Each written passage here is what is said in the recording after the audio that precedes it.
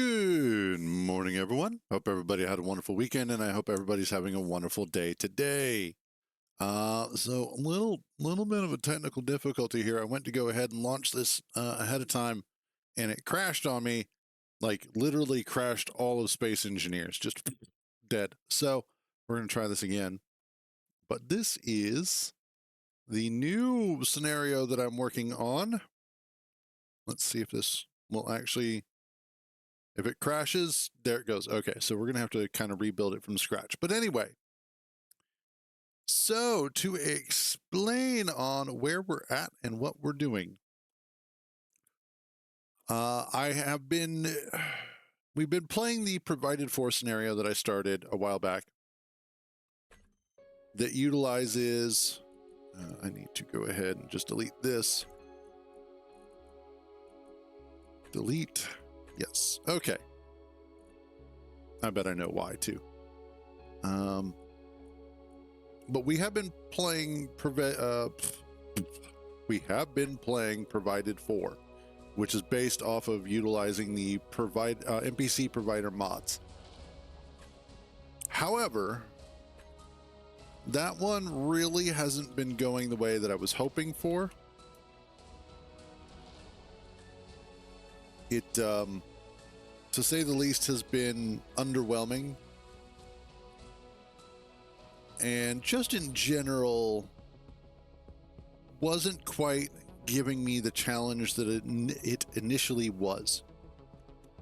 And honestly, I was starting to get a little frustrated with it, reaching a point where I just wasn't happy with where it was going. So we're going to start something a little bit different, which will hopefully have a little bit more difficulty to it. Game, tool shake. Just getting these set up.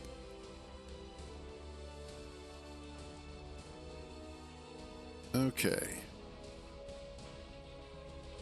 Oh, daytime I wanted to set for 3 hours.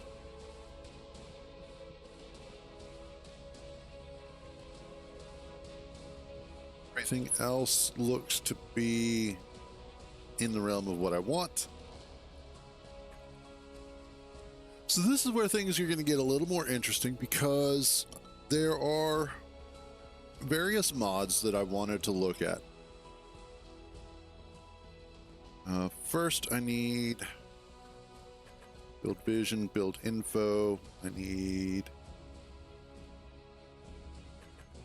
leak finder, procedurally generated ore,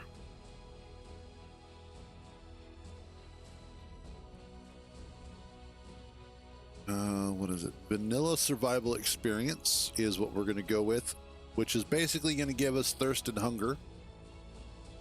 We're going to do stone to dirt and the patch for that. Let's see.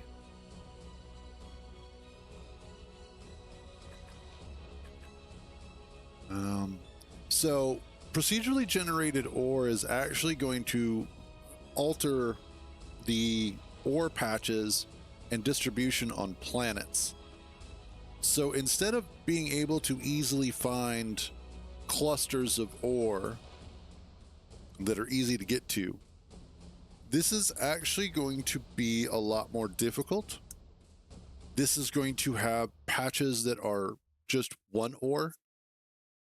It also spreads out where ores are at in the world and in the system. So some planets have ores that are easier to find than others, or not at all.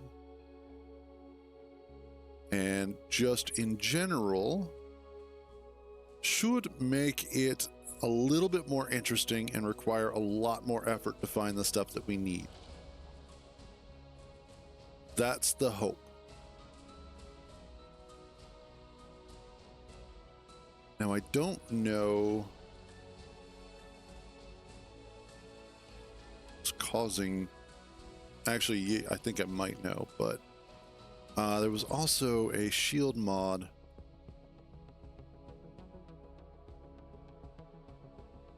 Well, let's see. Let's go back, get our usual suspects first. Autofill, auto pickup.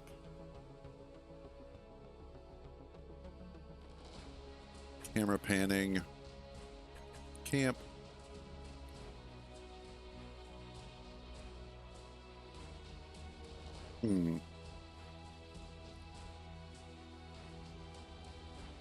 Now, we're going to do this without camp.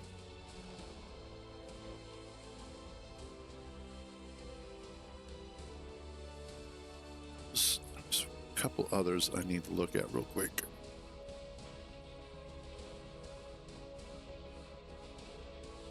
Okay, yeah, it was the clean and vibrant.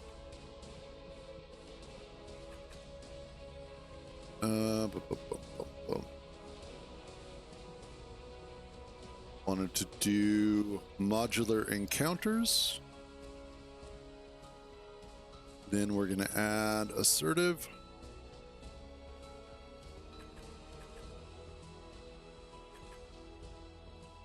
Ordinarily, I would add the Eric's links on drive systems. That's the one that gives us our overpowered thrusters, but I'm going to hold off on that one this time.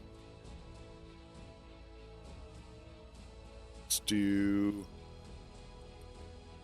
it's the TSO stuff.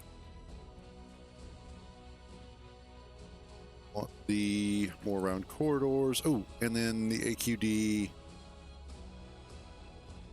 Where are they? Conveyor pipes. Those are actually super useful. What else we got? AI enabled. Oh. Let's do the skybox. Oh, sneaky sounds.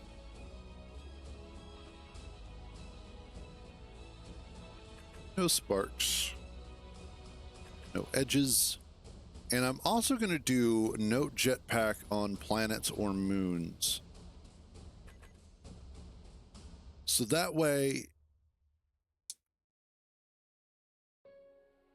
essentially what's going to wind up happening is the jetpack will still be turn-onable. It just won't have any thrust on planets or on moons. It will work in space, and it will work on asteroids. It just is completely useless everywhere else. Okay, now that I've got that, let's also grab... There was a shield. Nerd shield framework. And then Midnight shield systems. Wanted to try out these shields here, these Midnight shield systems, as it looked really interesting, and I wanted to see if it was going to be better than some of the others that are out there. Okay.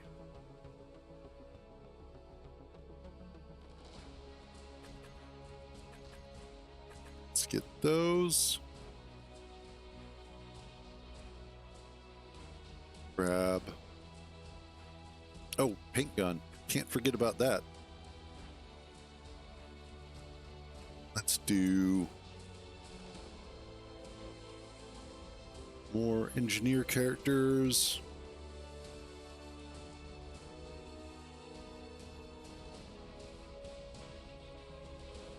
We'll do... What else we got here?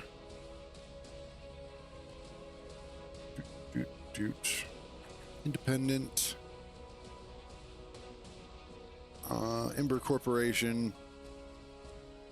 I could do improvised experimentation. Yeah, we'll do that one.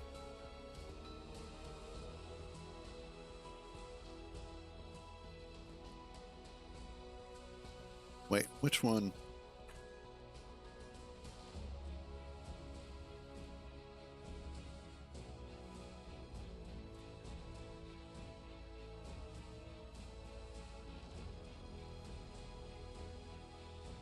Okay, no, this isn't the one I want. This is more for the multiplayer. I want that one.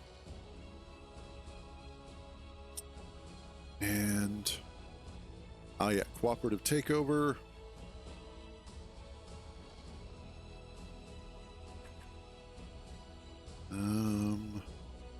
Did I add Reavers?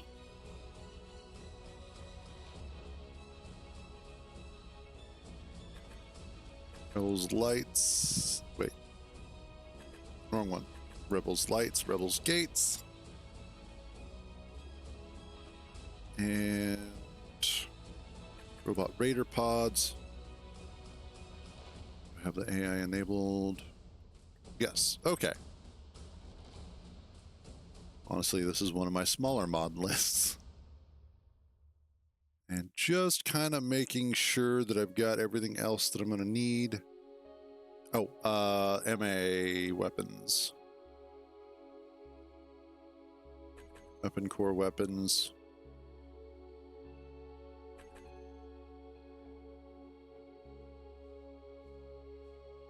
Links, industries. Oh, and all scrap.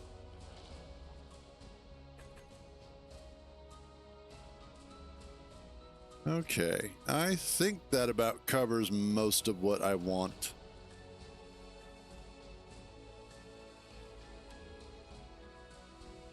Just kind of make sure. Oh yeah, wasn't there an easy rename?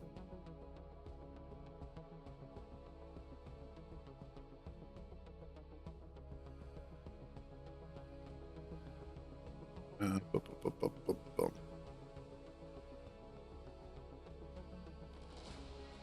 Oh, there was one.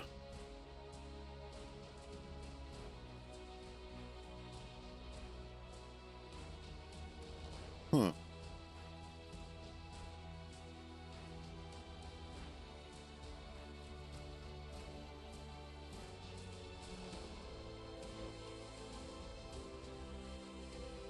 I'll find it eventually.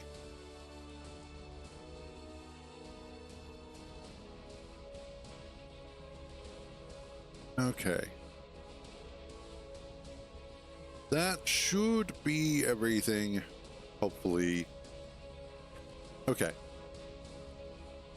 Everything else looks good. Let's get started. So, like I said, this is hopefully going to give us a more difficult scenario to work with.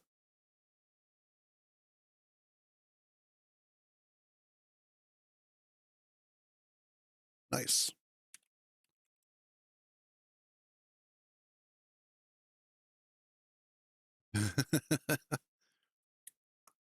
But yeah, I'm just so part of the problem with provided for and a lot of the other scenarios that I run into is um in general they're fairly easy. Now, ordinarily that's not a problem. I like the more relaxed atmosphere sometimes. But the initial like first week or so that we were playing in the provided for scenario was really exciting. Getting attacked all the time, constantly having to rush to defend the base, keep repairing everything, then having to fly back to the base with the new escape pod. It was an exciting thing. And so without that, it kind of got boring. And then I'm like, well, I'm just doing the same thing I do all the time. Give me a second. Gotta answer.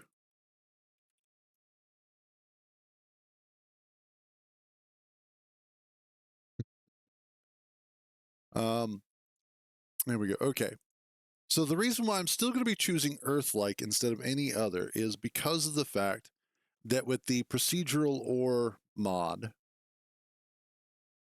that is probably going to be the only way that we can get cobalt in most cases.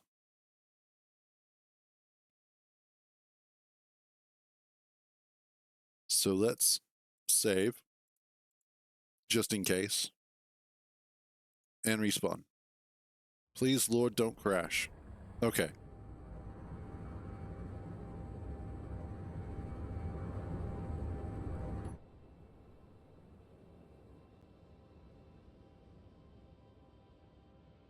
This is not a completely terrible location.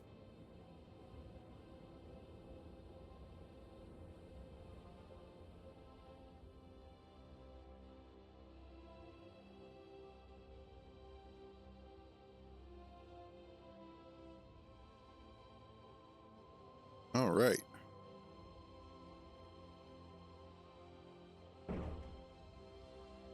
Awesome. First up, we've got some things that we need to turn off, such as timer block off. Landing gear, we're going to unlock for a second. There we go. Interior lights, we need to turn off that blinking. Radius needs to go up to 20.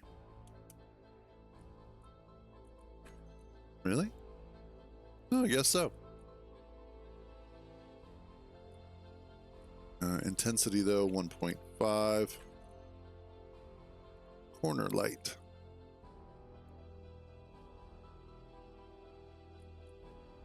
Intensity 1.5.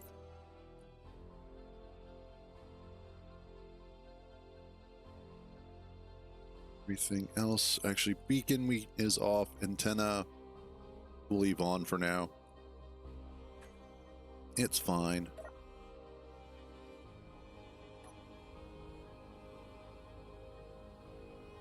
Already an assertive base, 3 kilometers away. Oh, joy.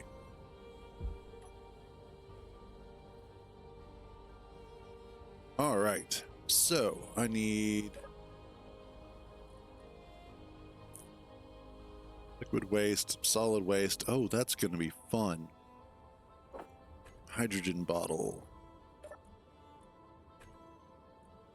We have here all scrap. Cool.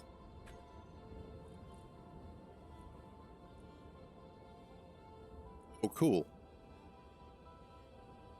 So I'm going to need liquid waste, gravel, and silicon wafer to make a water packet. Basic consumables. Food packet is organics and silicon. Water packet is ice and silicon.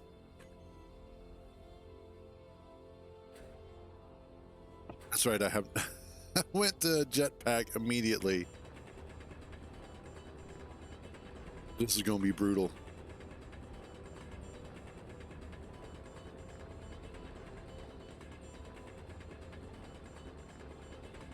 I have a feeling that this is going to be a very rough start.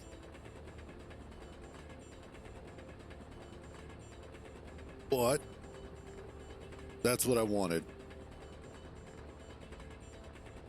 I wanted something that was going to be harder. I wanted something that was going to require a lot more effort.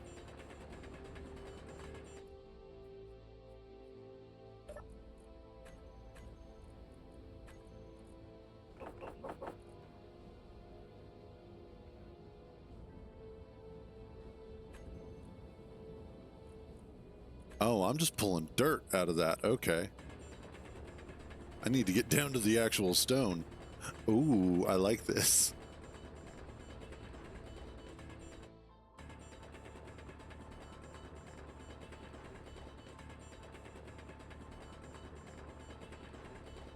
Okay. I'll see what you're putting down. There's the stone. Nice. Nice.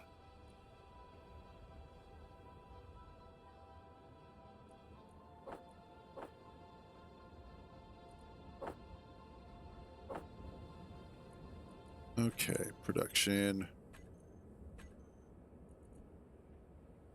I need ice and silicon. I need gravel. I need a little bit more liquid waste, apparently. Okay.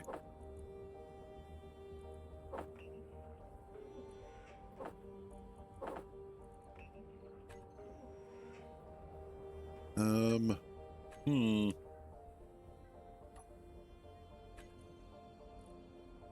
Cargo. Oh, I meant to turn on colored icons. Oh well.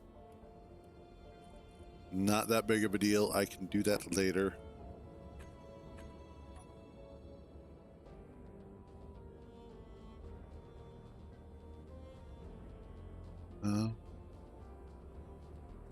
Yes.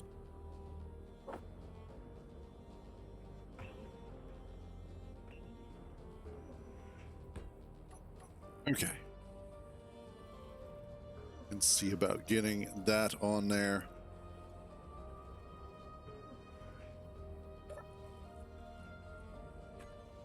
For now, I'm going to drop off the dirt. Let's actually put it off to the side here. Let the so let the ship catch it.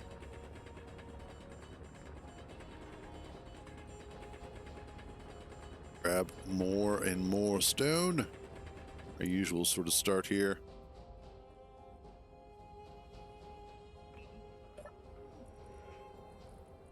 Oh, I need you still. I mean, I don't technically need it, but it's a good idea to hold on to it for now.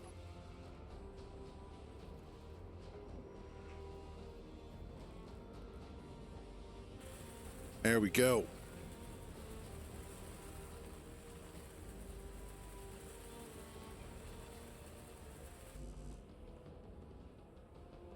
Awesome.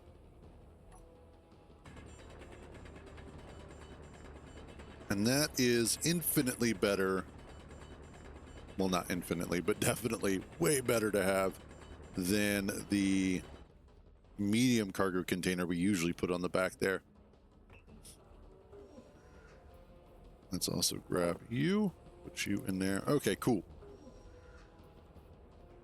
Oh, military barracks is right over there.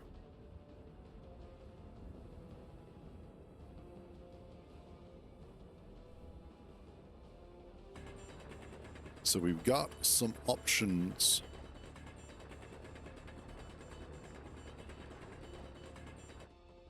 Grab some more stone because we're going to need quite a bit for this.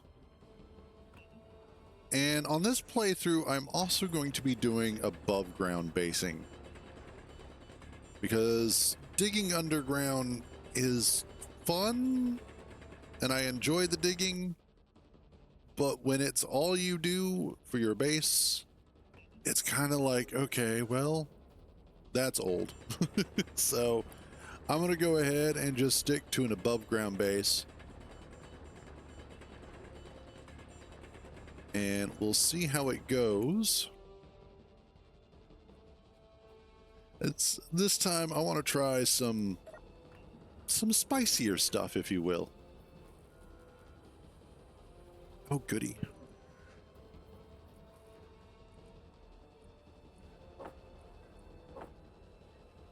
Production.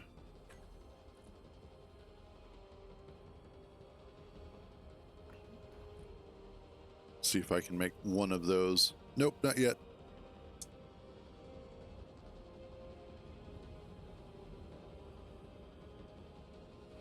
Okay.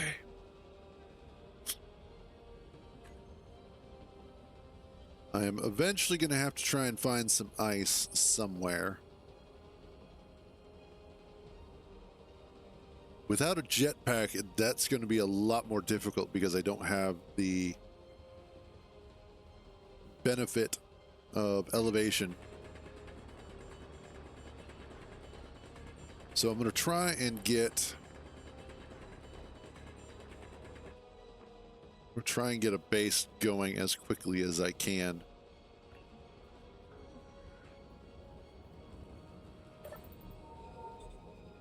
Just so that way I can also try and get... There we go. Try and get a vehicle going as quickly as I can.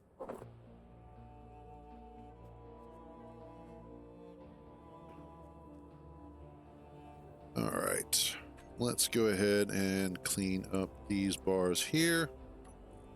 Clean up that because I need to reposition it. And armor.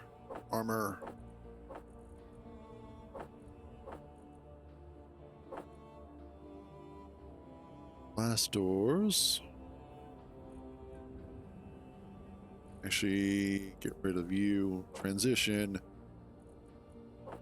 Then panels, interior walls. And floor blocks. Awesome, that works out beautifully. Next up, cargo. Conveyors.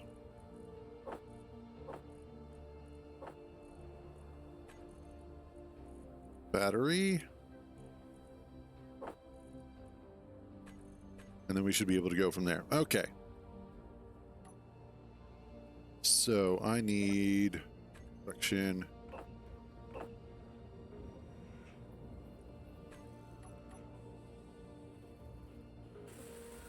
Weld it up the rest of the way.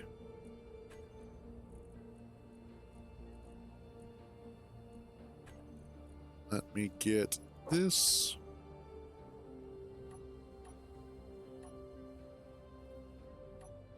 And I want you and battered.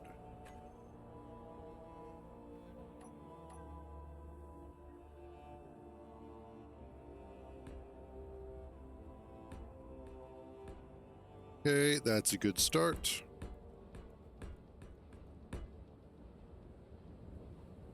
Oh, shoot. I just realized without the jetpack, I don't have my usual way of just flying up to the top and doing the wind turbine. Man, this is really changing the way that I look at constructing stuff.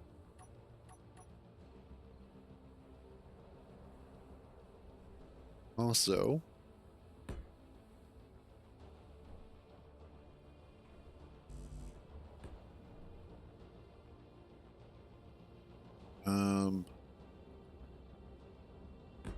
that.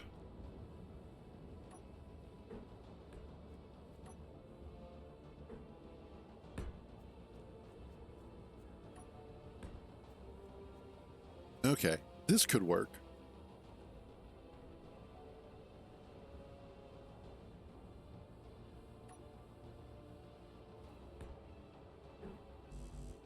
Uh-oh, I need more steel plate.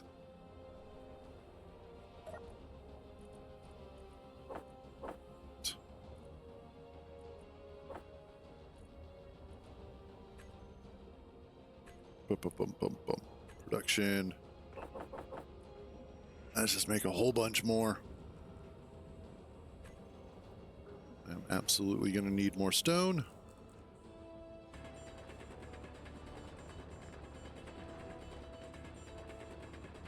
Now this part is going to be pretty familiar for anybody who's ever played Space Engineers. Inventory full. Inventory is always full.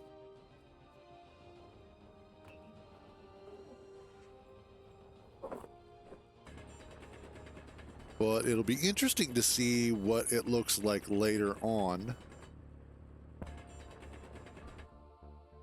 And where this kind of winds up.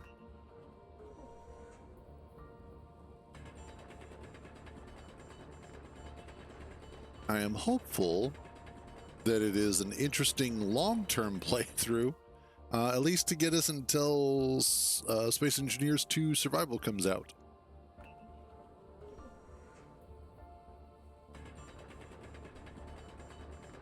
And then hopefully at that point, we can switch over to that and have some fun over there.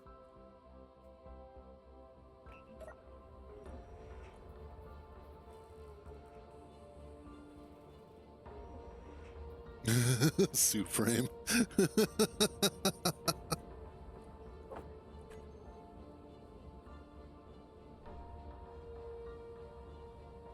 Okay. Yep.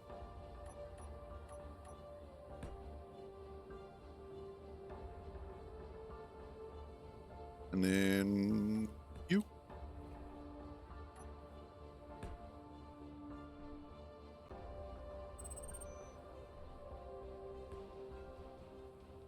Where's that at? I heard it. Oh. It's an unidentified signal, some 13, no, 1.3 thousand kilometers away. Nope, we're good.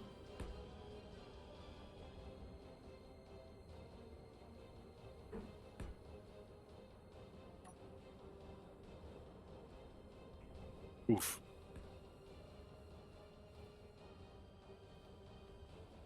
And turbine.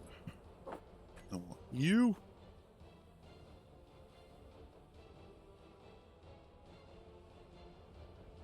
I could probably go a little bit higher here.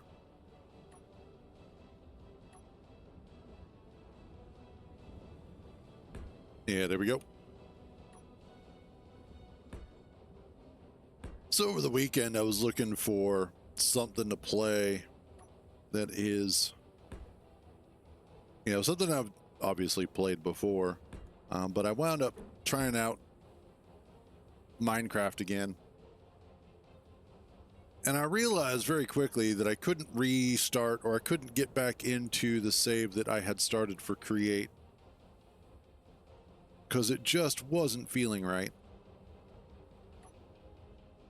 But then on top of that, I just in general wasn't having that love and feeling, if you will, for... Oh, I'm in a way. Damn.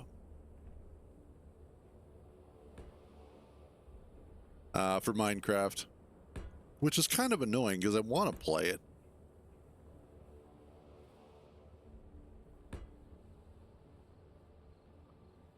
If only I had my jetpack still.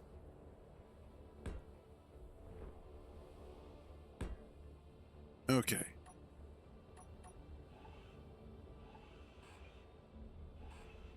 Oh, I just realized I have all scrap, so I'm getting scrap back from that son of a bitch.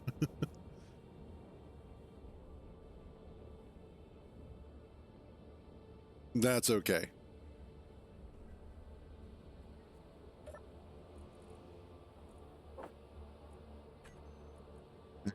And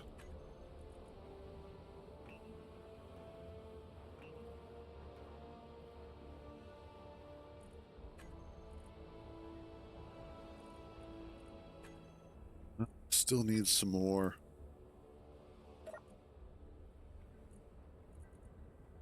Okay, next up. Let's get some interior plates going.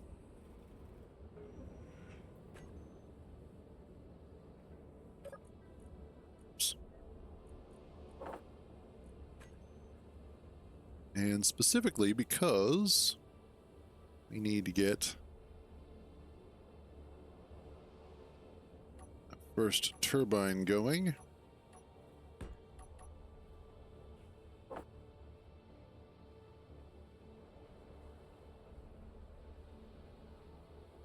Maybe a little bit taller than I need, but I'm not going to say no to the extra height there. Hey, what's up, Hollows? How you doing?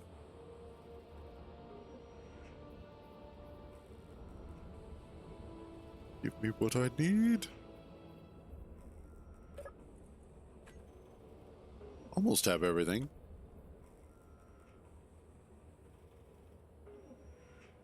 No, can't complain too much. I still could complain, I just can't do it too much. And there we go. Nice.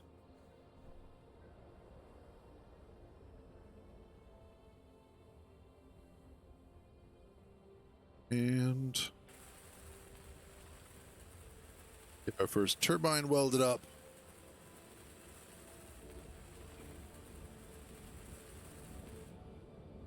There we go.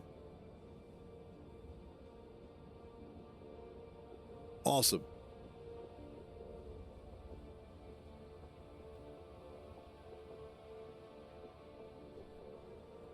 Next up, need to do some more drilling. I was looking for a mod this morning that was hopefully going to make it so that stone was a little less useful.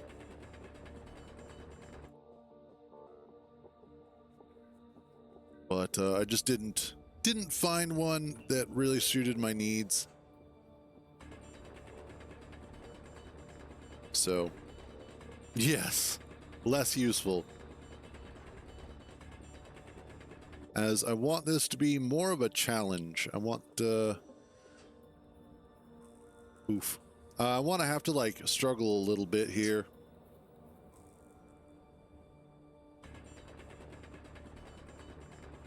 Actually have to, you know, work for stuff. Because right now, inventory full. I don't really, well, not at this moment, but typically when I'm playing, I don't have to work very hard to get any progression going, or at least any meaningful progression.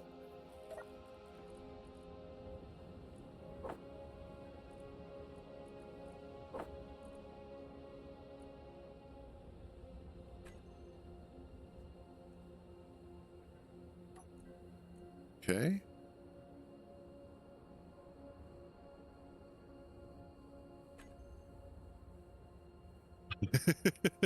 Well, I have been playing this for so long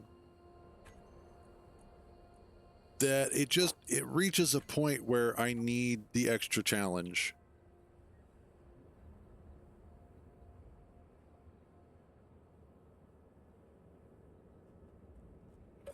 I need something a little bit more.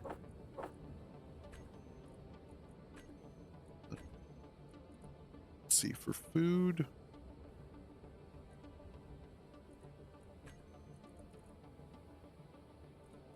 It's water. I need organic and silicone wafer.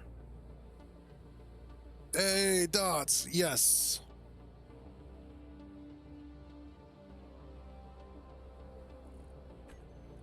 Yep, started a new scenario, wanted something more difficult, so here we are.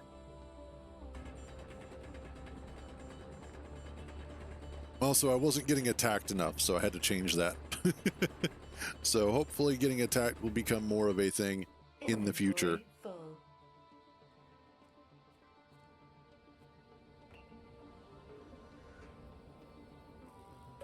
All right. Next up, I need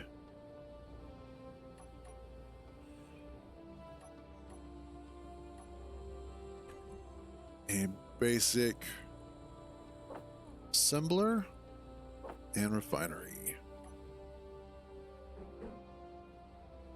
So for that, we need some steel plate.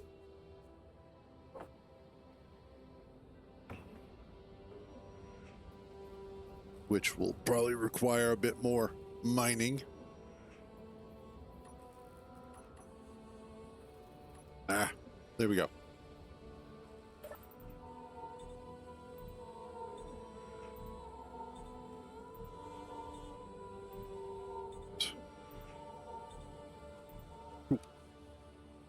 Let's see, is there anything in here that is useful? No. Okay.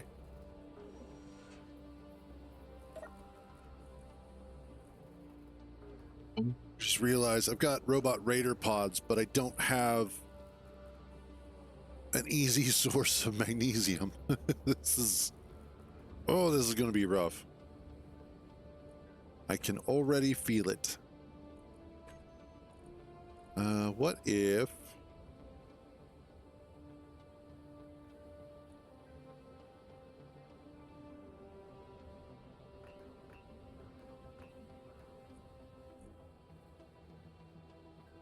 can you pull the ice out of there?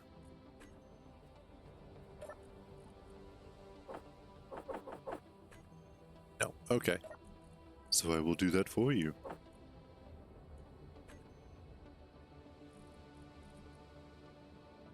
You need... I bet you went... Yeah. Okay. Survival kit. There you are.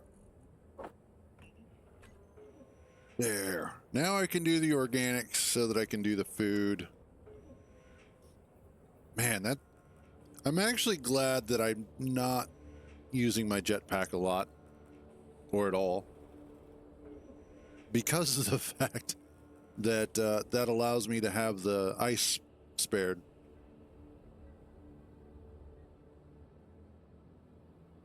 Gotcha. Yeah, you got to watch out for that sometimes.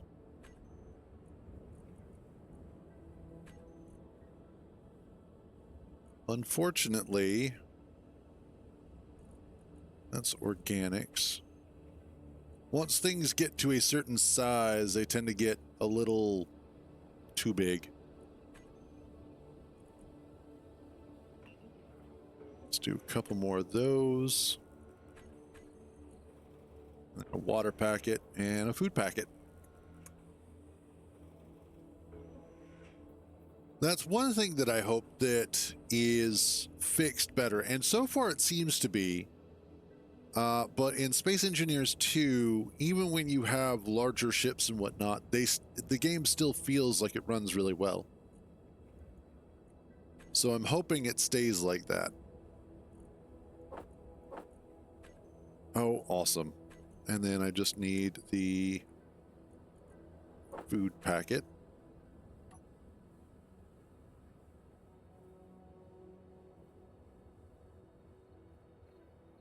Awesome. Okay.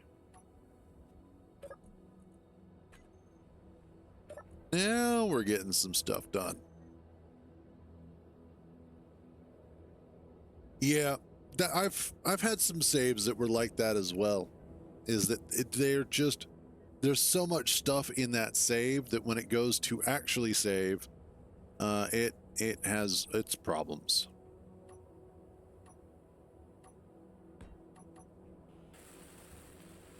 Get you here.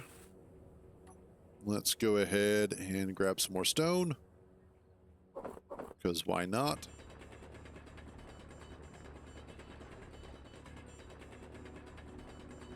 Come here, stone. I need you in my inventory. It must be full.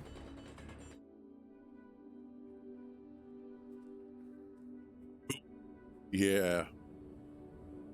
Well, so the save size is actually taking into account all of the backups for it. And since usually it keeps 5 backups, if you're going with default options, that's 120 megabytes per, which is still big. Don't get me wrong, that is still of a size.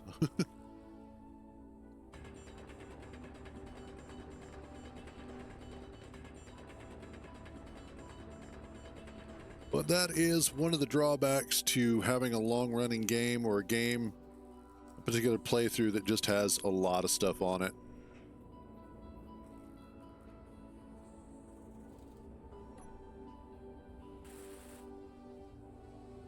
Let's see. Oh, it's just the computers left. Awesome.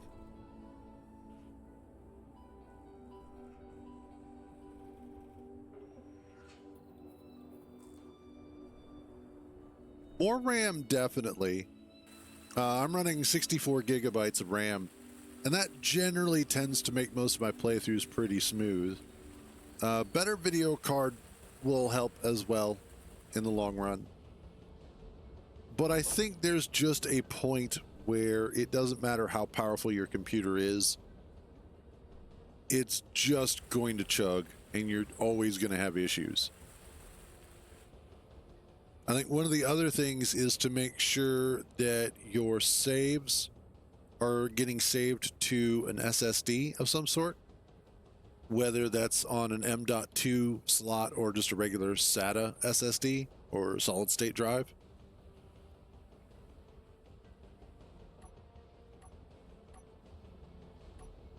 All right, I need some more for this.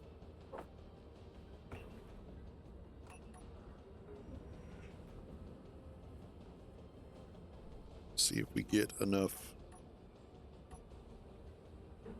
Nope, not yet. Okay. Okay, good.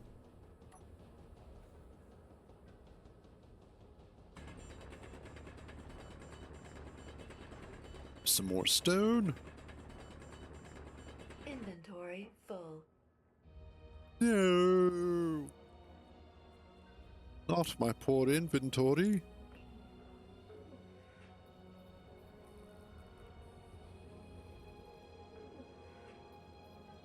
Coffee good.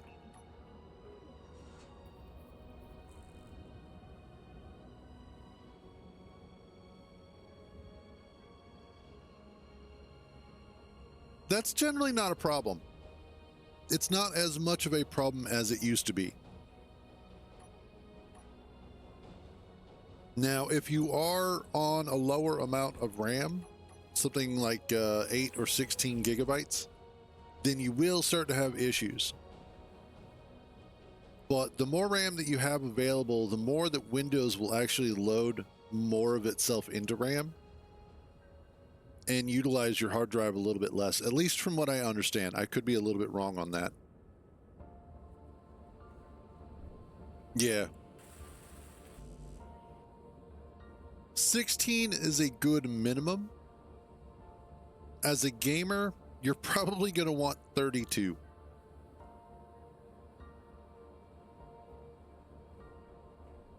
Just about everything these days requires more.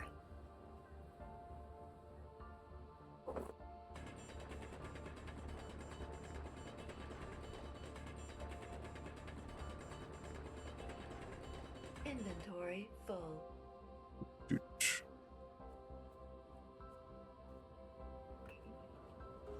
All right. Gonna need so much mining here.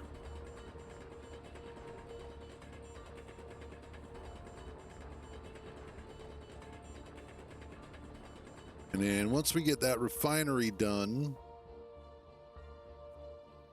I want to go ahead and probably get a small battery on that little outpost base there.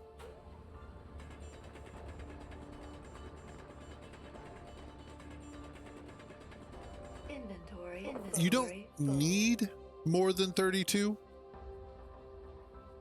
For most applications, 32 is going to be more than enough.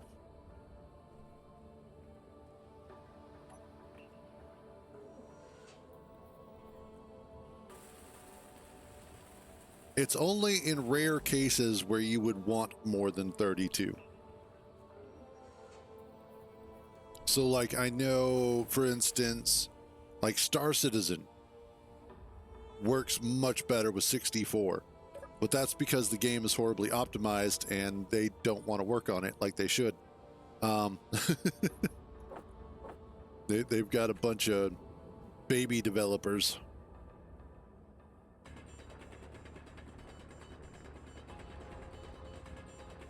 But now generally 32 is going to be a really good stopping point.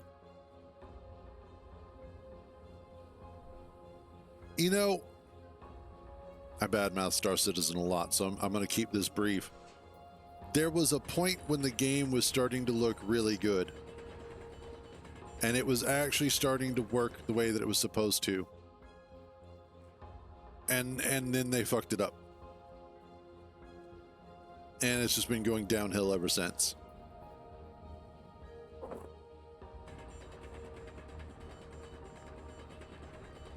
It's one of those that maybe in 4 years it'll be in a better state, but I doubt it. I half expect it to just eventually reach a point where they're like, well, we're selling the company off to some other publisher. Thanks for all the years of your support. Goodbye. And something ending like that.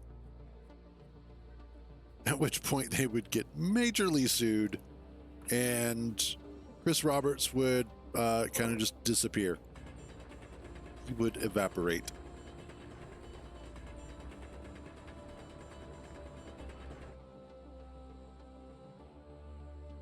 Righty. See how we're doing here. We should have...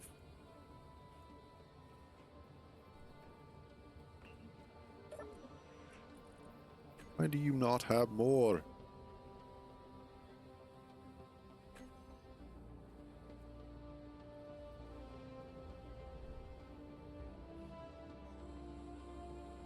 Jesus, this is taking a lot of stone for that.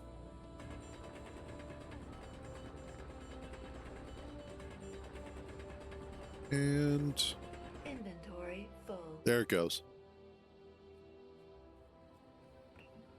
The unfortunate reality is that when you give a company basically a blank check to do anything, they will attempt to do everything. Inventory. And when you give somebody with massive creative vision no oversight, they won't ever stop. They will consistently try and add more and more and more, and they will never reach a point where enough is enough. Because they don't have somebody out there to help balance the vision. A super creative person always needs somebody who is super pragmatic. Somebody who looks at it and goes, that's great, but... And the creative needs to be able to listen to that other person. Inventory full. In the case of Chris Roberts, I think the problem is that he has too many people who are just capitulating to his vision because it's Chris Roberts. It's like, oh, he's such a genius. He's such an auteur. Look at what he's trying to do. And this is nothing new either. Peter Molyneux had the same problem with 22 Cans and Goddess. He was trying to build this ultra new God game. And I think he was trying to basically build a money generator from the way that the direction that was going in. It definitely felt like it was going in the direction of a mobile game on PC. And it has some really cool tech under the hood. But unfortunately, it was a situation where his ambition wasn't getting anything accomplished. The game wound up changing so much over each iteration. Like, they started going down a fun route and then completely changed and altered everything, and it became a lot less fun. And you know what's interesting? Hey, what's up, JD? This is actually an entirely new playthrough, so the base is coming through just fine. Or at least this new base.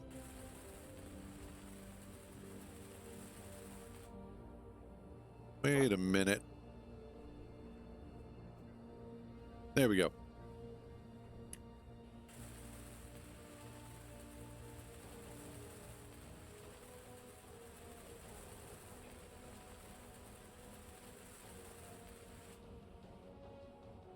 Yeah, probably.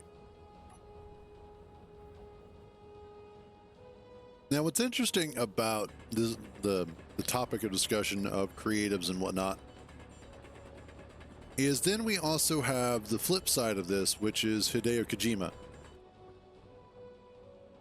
who has his own company, is very definitely one of those auteurs, and yet, hold on a second.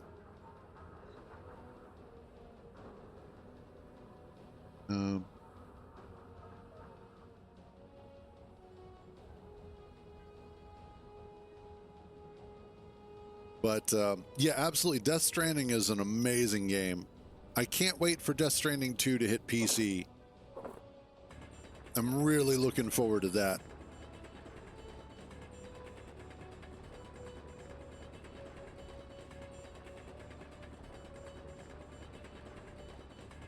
Doot, doot, doot. And then there we go.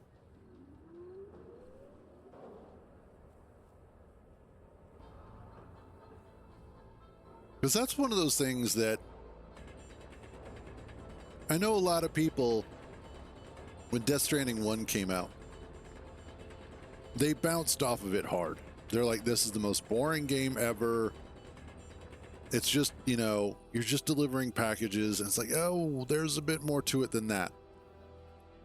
But it starts off very plain and very boring. And in a way, I kind of appreciate that. I appreciate the fact that it starts off boring and it starts off plain, because it kind of lulls you into this sort of almost false sense of security. Here you are playing a game that is basically just a walking simulator initially.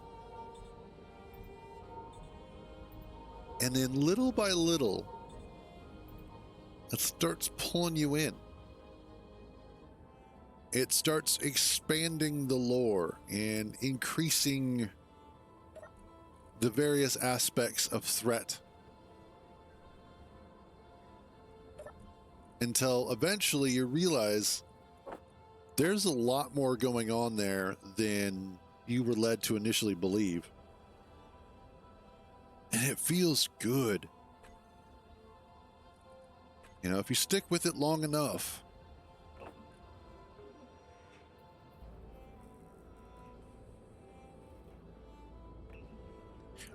I am purposefully not watching any clips from Death Stranding 2. I would totally be surprised if there isn't a Death Stranding 3. I think with how popular DS2 has been, we could easily see a DS3, and I hope we do. I hope it's one of those that we do get a third one, because it absolutely deserves it. All right, need you guys real quick.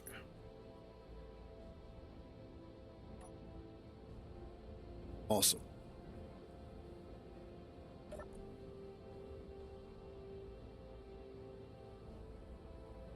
Okay.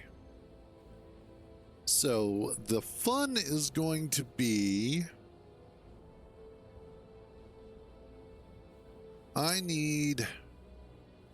okay, so let's rewind a little bit. This particular scenario that I've constructed relies on a couple of major impacting mods. The first is I don't have a usable jetpack. I can turn it on, but it does absolutely nothing. Like, I can use it to go on my head, that sort of thing. But otherwise, it is useless. So I can't fly with it, I can't explore with it, I can't scout with it. The next thing is that I am utilizing procedural ores, which completely changes the ore map for planets. So instead of having clusters of ore that are spread out across the whole planet, and each planet then has basically everything except for the latter ores, I'm in a situation where I have singular ore pockets that are a little bit larger. Not all planets have all ores, and their rarity is changed as well.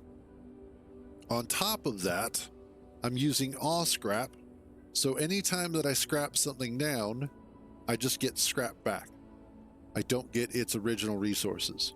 So I have to be careful with what I do add or remove at this point in time. On top of that, modular encounters, weapon core, I'm using a new shield mod, and I've got a survival mod going on. Vanilla survival, space engineers, whatever. So the gameplay is going to be a lot more difficult, and it's going to require a little bit more methodology behind it. Should be interesting.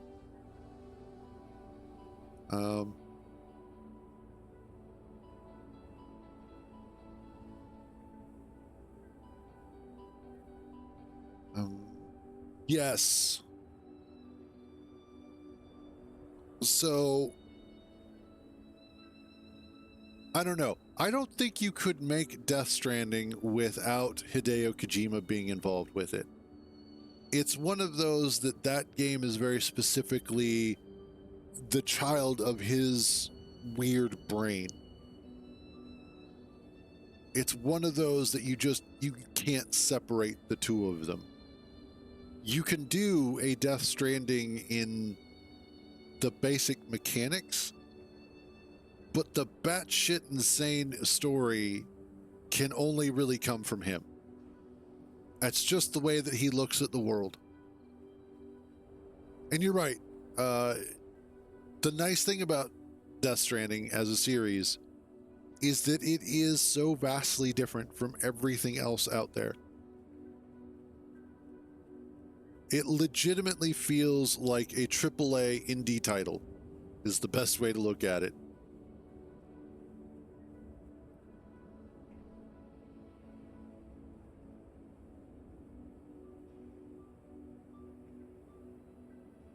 So, what I need is a lot more resources. Jesus.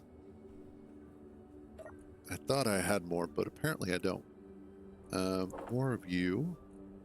You and you.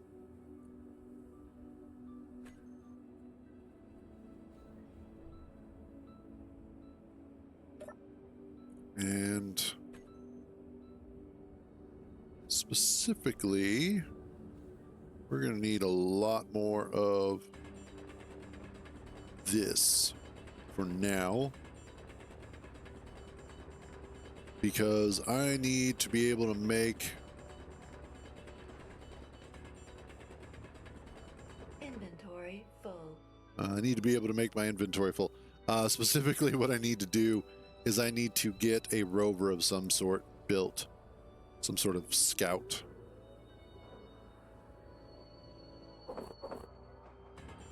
Because I need to be able to start finding some ores, and specifically if I can find boulders, that would be great.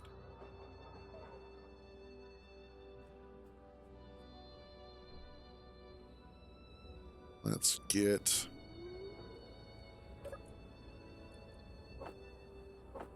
drop that off.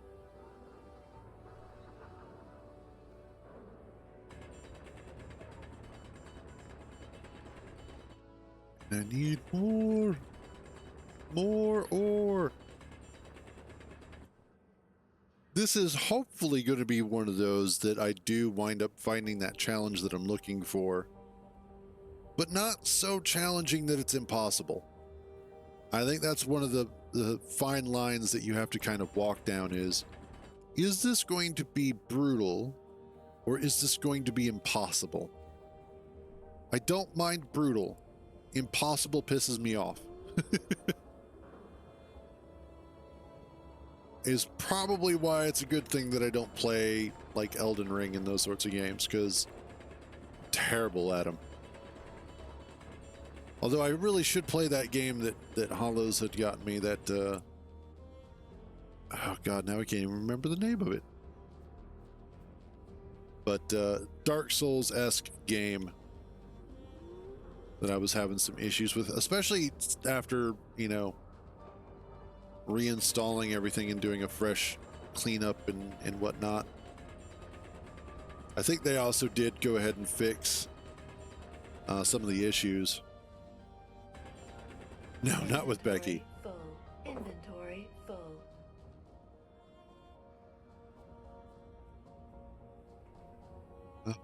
Boop.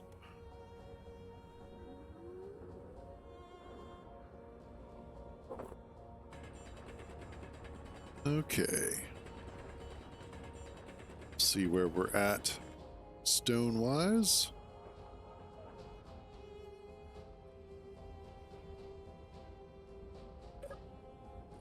Okay. Let's go ahead and get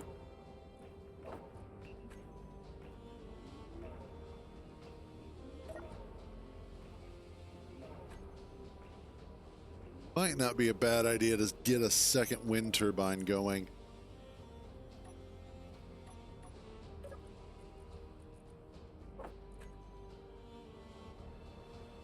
That way we'll just have a little extra oomph, a little bit more power under the hood.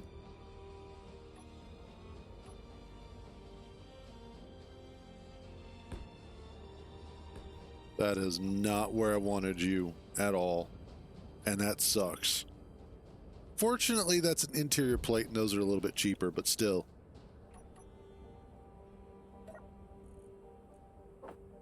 Sucks.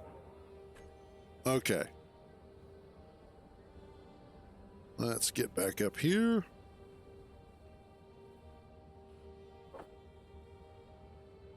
Get what we need made.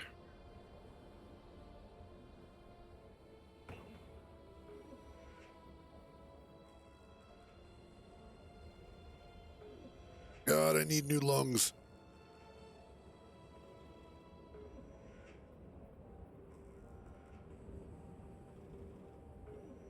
See if that helps. Oh man, yesterday we were decided to go ahead and work out in the backyard, get it mowed and whatnot. Oscrap definitely can be a bit brutal.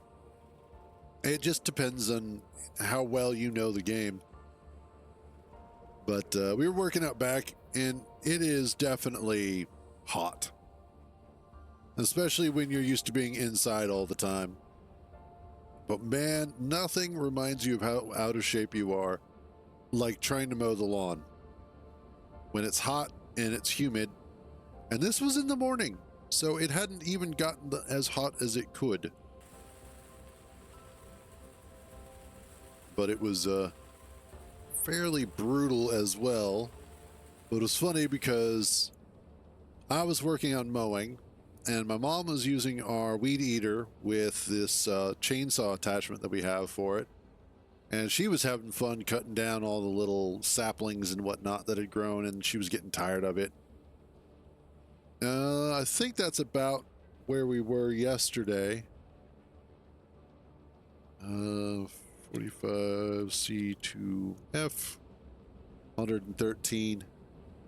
We weren't that hot, but it definitely was uncomfortable. I think we were closer to like 38 to 40-ish C, somewhere in that range. So, still uncomfortable. What? Oh, Incon. Okay.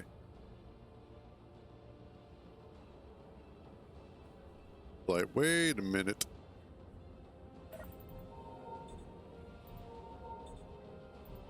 Now that's going to be, I just realized, that's going to be one of the other issues, is I can't remove the survival kit from this. Because of the fact that that is the only survival kit that I have. Oh, this is going to be fun.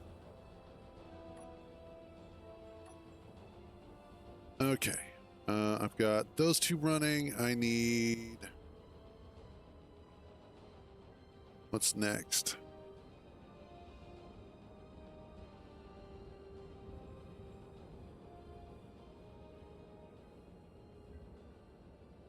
Okay. I need some of you. I need some of that.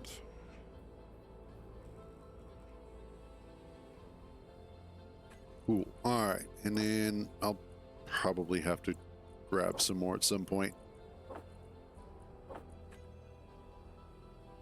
Okay.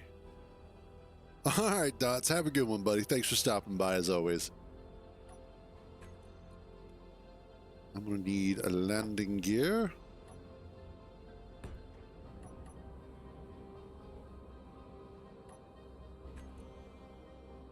I need...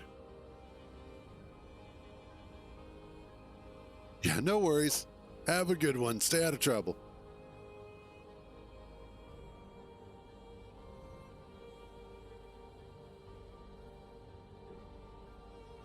Yeah, we'll do it like that. And then we'll do the off-road suspension left and right.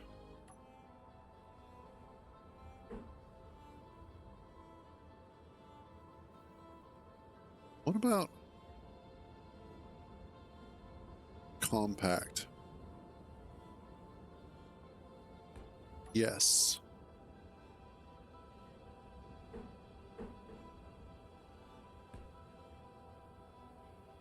A wheel could not be placed. Fine, I'll figure that out.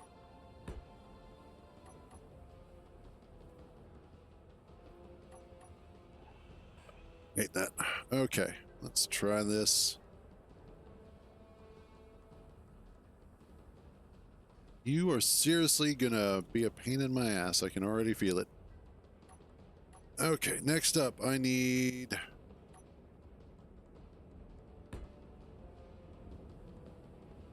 a couple of batteries there.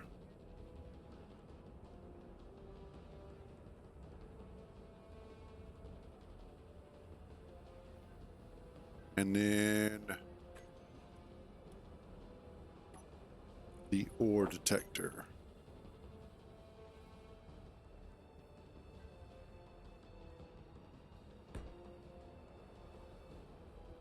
Yeah, let's go with that.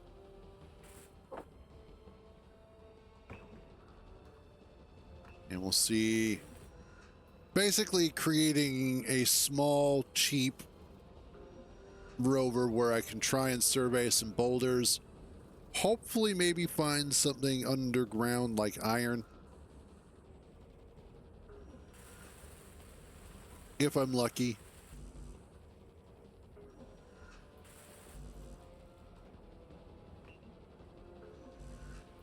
And then if I can...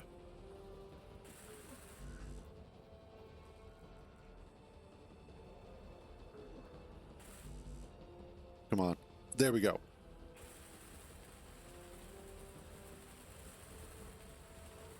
Now, I don't know how I'm going to be able to get that wheel on. Damn it.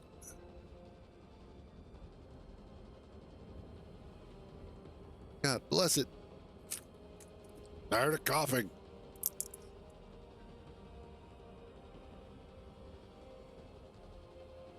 Okay.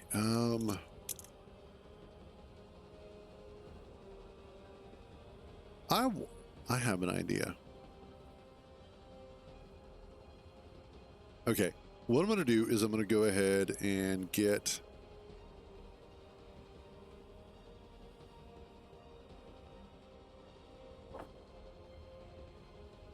this welded up. So what I'm thinking I'll do is I'm going to add to the hot bar the ability for the wheel to add, for the suspension to add wheel.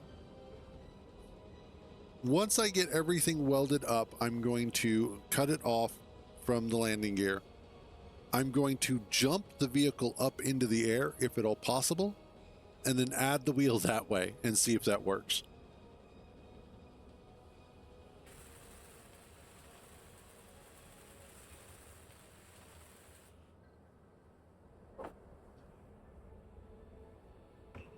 Now, also, hopefully it has decent amount of power. The other thing I'm going to have to add is some way to connect it to the base, but that won't be too difficult. That's just like a small connector.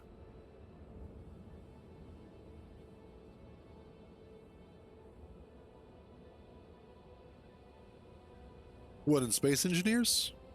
In Space Engineers, I play solo, like 99% of the time. So I'm just playing single player.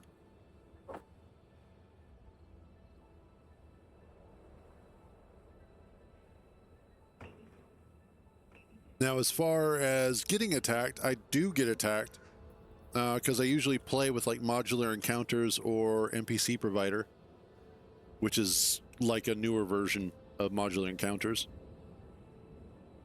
So sometimes I do get attacked.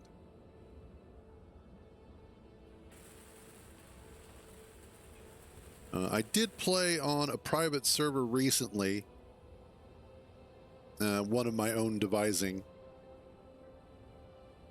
And it made me realize that I'm just not very in tune with the whole like multiplayer aspects of Space Engineers.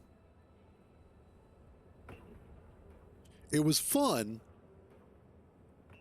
but I'm just not good at running a server, I think is the biggest issue.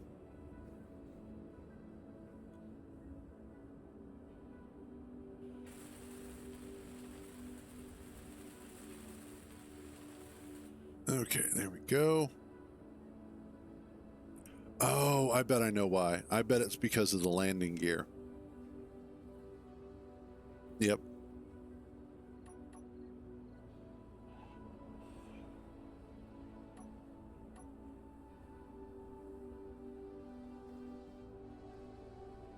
Okay, let's see if we can do this. I need...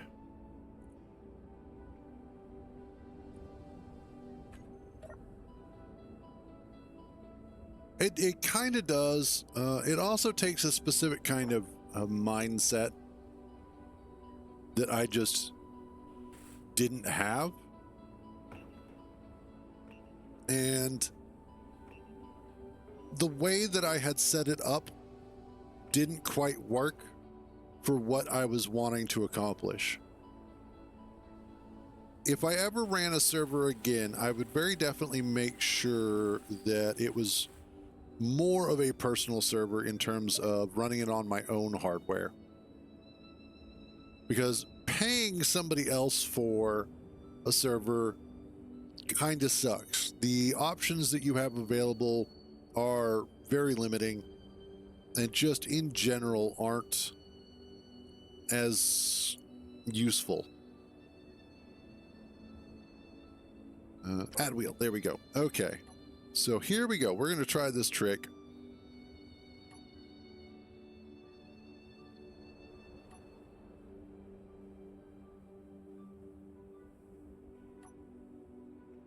Or not.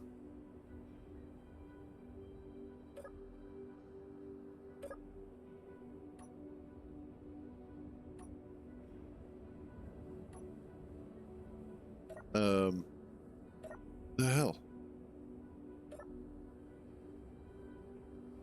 Okay, let's just try getting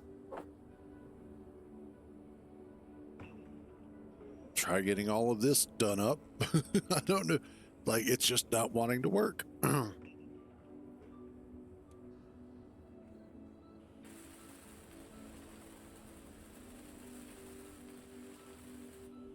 There we go. I guess we could try getting the wheels welded up and then go from there, but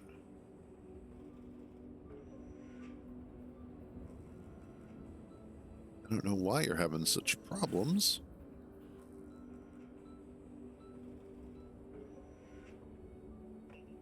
There's always something, though. Nothing ever goes 100% smooth, because that would be too easy.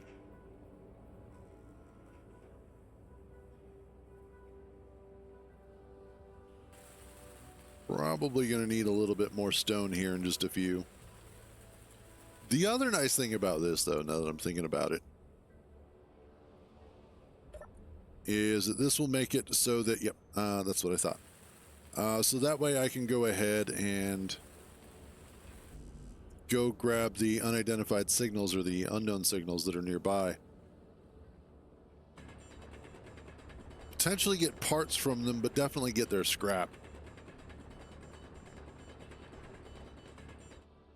And that'll go a long way towards helping out with getting this moved forward, if you will.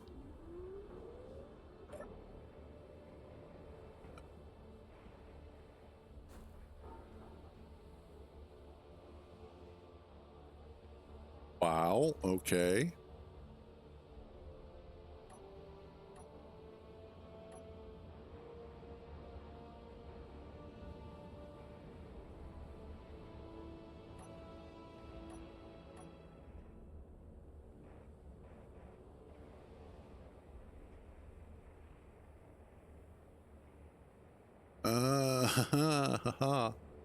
Oh, I see why. No.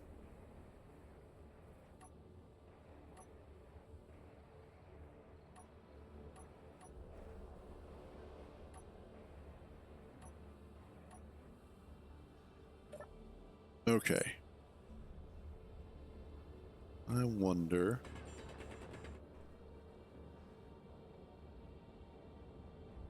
Aha. There we go.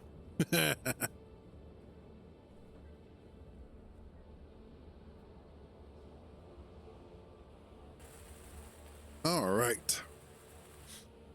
Now I just got to take this and this. Oh, getting low on the water.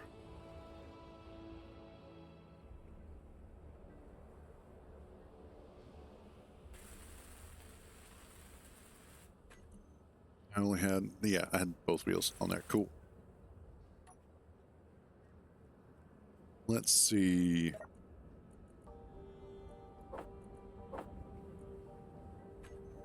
I need.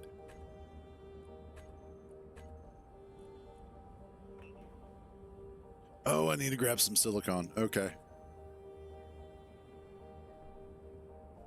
Oh, damn it. Forgot I've got that hole there. That's what she said.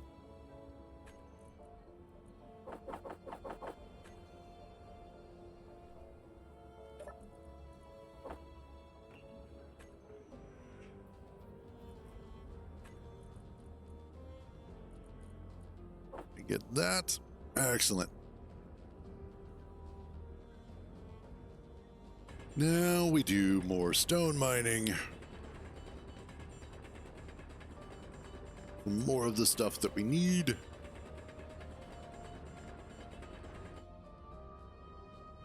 And man, so also interesting thing happened over the weekend. Wow, that peaked really hard. Over the weekend, actually, I think it was Friday evening, Kintar and I decided to just go ahead, or no, Saturday. Anyway, Kintar and I decided to go ahead and do some spice mining in Dune Awakening. And we went scouting, finally found one of the large patches, went out there. And as we're just chilling, you know, our server has been completely peaceful. The only war that we go through, or the only PvP that actually happens, is somebody will capture one of the control points, and then somebody else will come along and recapture it, just back and forth like that. And then periodically, one of the guys will build like a Coliseum, and there will be person-on-person dueling, but it's all consensual. It's all just for fun. And, you know, shits and giggles. Well, Kintar and I are out there. We're mining the spice, and these two guys show up. And they're like, "Hey, don't worry, we're not gonna fire on you." And my first reaction was, "Do you see me fucking running?" But I didn't say anything. But we got to talking with them, and they're relatively new to the server cluster. But they were asking, you know, like who we're with, what faction we're with, that sort of thing. And we both started to realize that these guys are spoiling for a fight. And we tried to impress upon them that everybody out in our deep desert is chill, and everybody is just calm and happy, and like all we want to do is just gather stuff and hang out and just, you know, be cool. But these guys did not seem to understand the message that I was trying to relay to them. Because they were like, "Oh yeah, no, don't worry, we're not going to attack you because you're Harkonnen as well." And it's like, I don't think you understand what I'm trying to tell you, son. Nobody here wants to fight. We're all just chill and kind of a community. So now we've got a couple of guys that are spoiling for a fight in an area where nobody wants to fight. And it really is going to go one of two ways. I think, one, they're going to get bored because nobody wants to fight them, or two, everybody's going to band together and just absolutely obliterate them. Exactly. They were not picking up what I was putting down. And it was frustrating too, because it's like, you're not understanding the message that we're trying to give to you. And at one point I was like, I really do hope for the second option as well. Because I was like, you know, we're all peaceful here.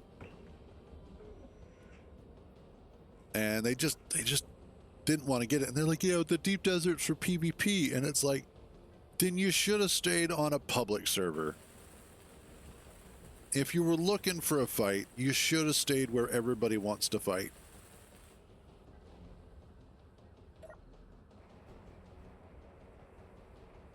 Okay. So, first thing I'm noticing, we are a little powerful here. Oh, yeah. Remove. And then handbrake. I've got 2 hours of power here. 2 power hours. That right there is a perfect thing to say. Dune is not Rust.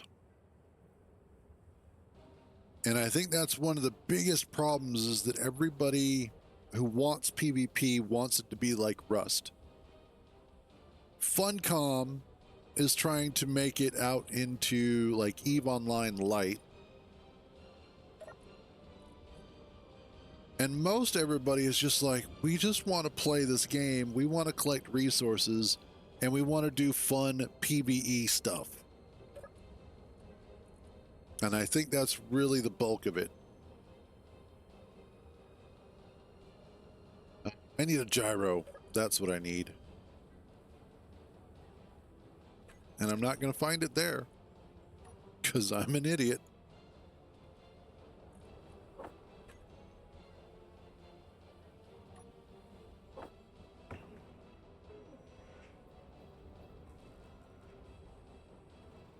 You know, funny you should mention that.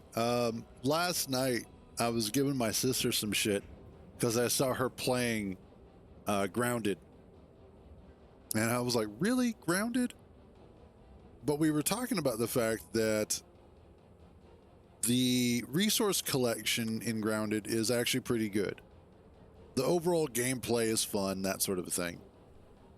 The base building, however, is better in Dune.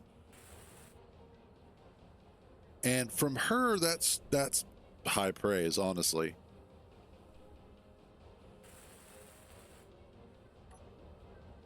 I've not played it,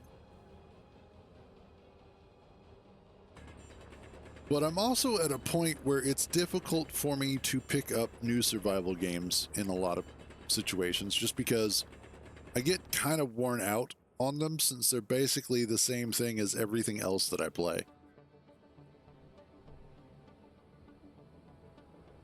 What really kind of separated Dune from a lot of the other survival games was just the fact that A, it was Dune, but the single player experience actually felt more like an RPG. And I think that's what really helped it, was that it has a narrative through line between when you start and where it ends. That there is a story to follow that not only guides you along, but also helps to suck you into the world, to immerse you into the world of Dune as it is, both as a fan and as a non-fan. You know, if you have no idea what any of the things are in Dune, you'd at least understand some of it, because they do a good job of explaining it.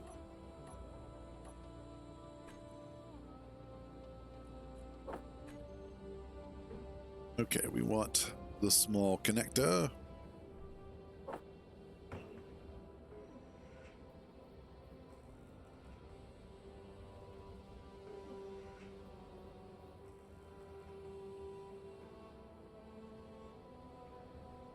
There we go.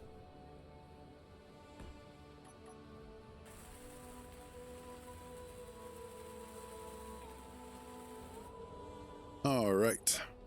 And then I need the back two wheels to have their steering turned off.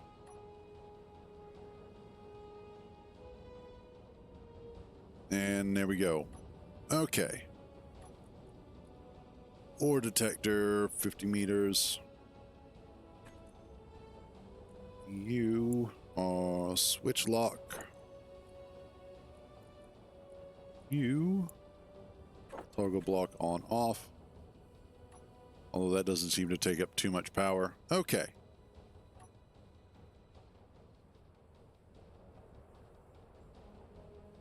Oh. You are in a terrible spot. So we'll just go this way.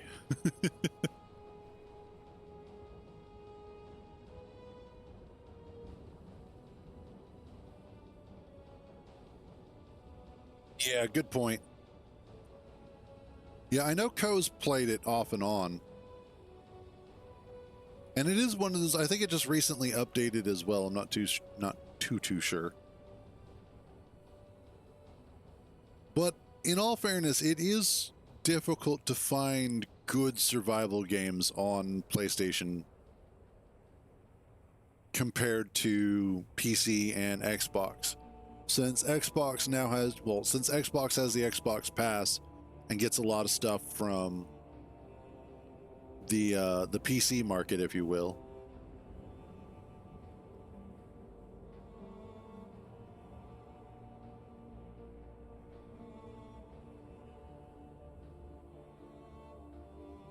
Make sure I'm not getting too close to that base. I don't want it to get all pissy at me.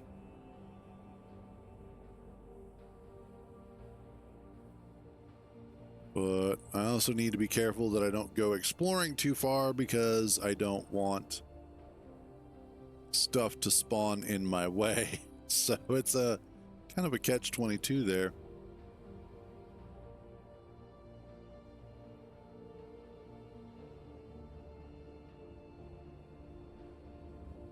Now, here's something interesting that I think could be a net positive for, well, everybody involved. But apparently recently Sony announced that they were going to be bringing their exclusive titles to more of the consoles that are out there. So a lot of their Sony exclusives are going to be coming to Xbox, Switch, PC,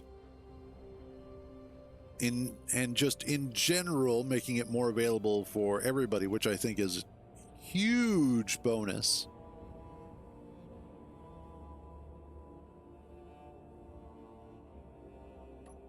Nope, that one. Okay.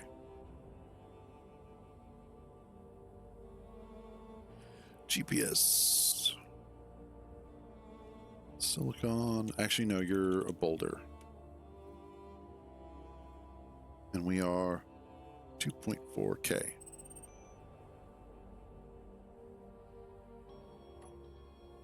Whoops. A little bit too much.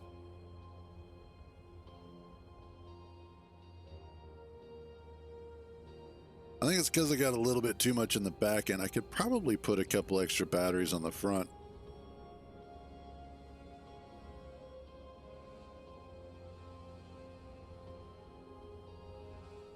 Which would probably be a good idea.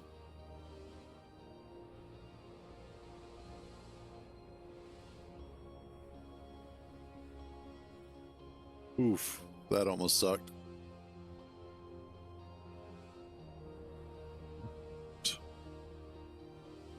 Now, if I can find a cobalt boulder, I will be super happy.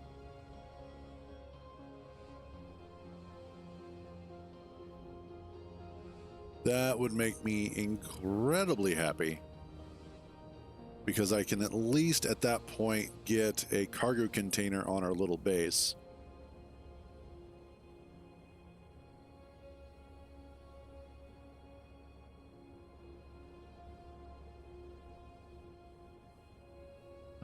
not sure though if I don't know if I want to look for an area that will wind up being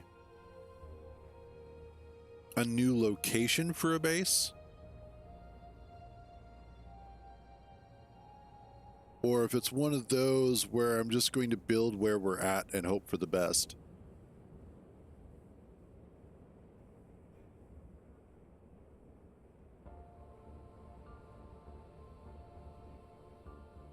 And that's fair. I have Project Zomboid and I've played it a bit. It's not necessarily the game for me, but I do see where it is a very good game. And it has a lot going for it, and especially because it's also really modifiable, which really, really helps, as evidenced by games like Space Engineers.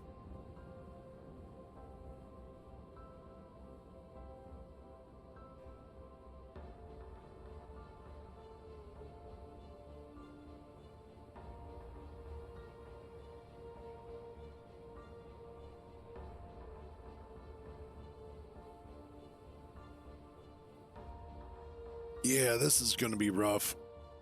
Oh, why does it feel like my chest wants to explode? Like I have a chest burster. Oh. Yeah, I need to put some counterweight on the front there. That's a little back heavy.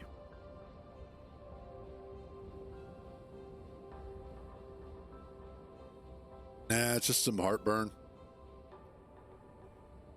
Or indigestion.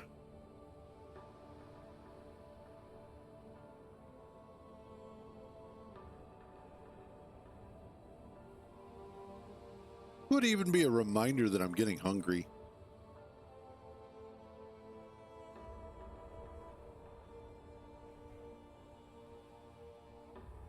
Yeah, every once in a while I get some pretty major heartburn and I'm like, why are you like this, body? I know what I need to do.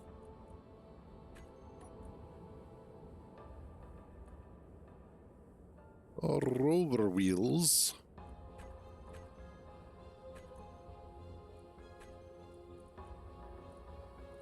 Excuse me. Increase friction. Decrease. There we go. That should help. I know, right? I can't help it. They taste so good.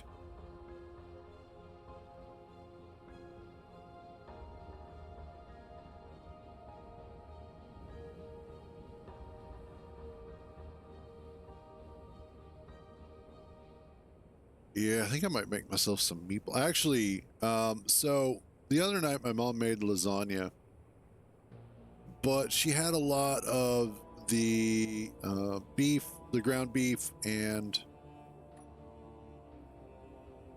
was it ground beef and the Italian sausage mix that was left over. So I took some of that and I put it into a bowl, and then I've been holding on to it for a day or so. So I took some of that last night and I microwaved it to heat it up. And then this is going to sound odd to a lot of people, but it is absolutely delicious. Trust me. Or don't, I don't care. But I took mayo and picante sauce and mixed it together. Oof. Didn't see how rough that was going to be. Mixed it together. And then added that. And then I took some Fritos, crushed them up into kind of a powder-ish kind of thing. Ooh, that is not where we want to be. Oh, and shoot. I don't think I'm going to make it there in time.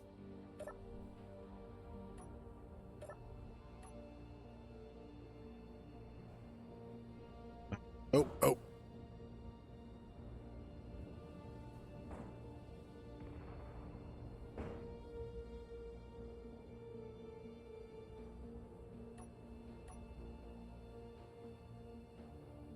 Huh.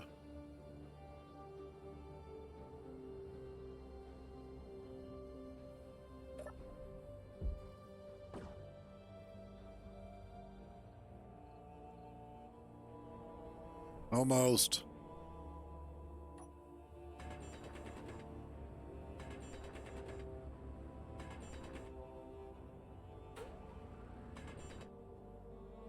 Just need to be able to roll this over.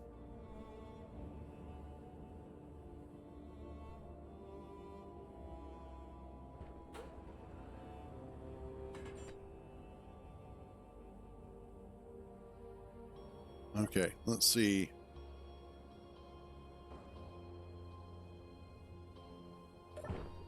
Damn it. Okay, now where did it go? Where did I go? Okay, there it is.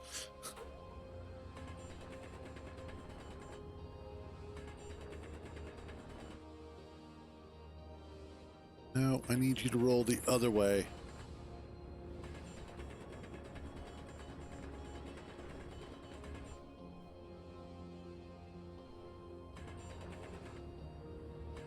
Come on.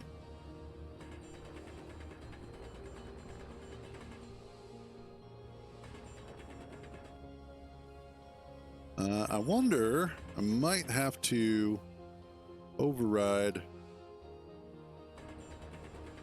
my gyro.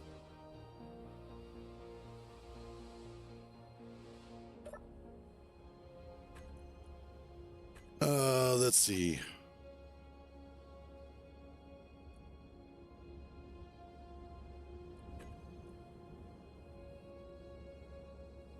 Oh, not that way.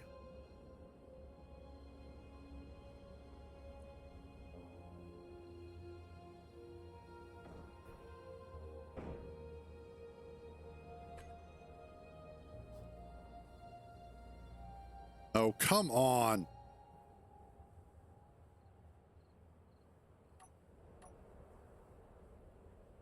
Okay, let's try this again.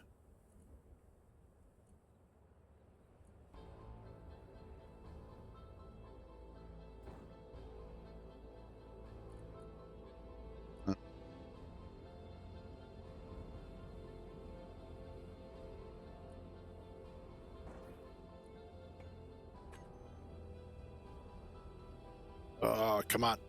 Oh, shit.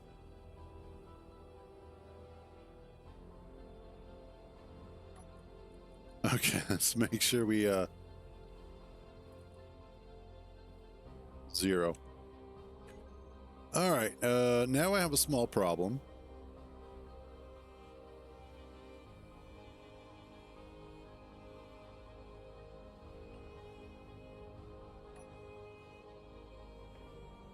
See if I can. Ooh, ooh, ooh, ooh, nope, nope, nope, nope.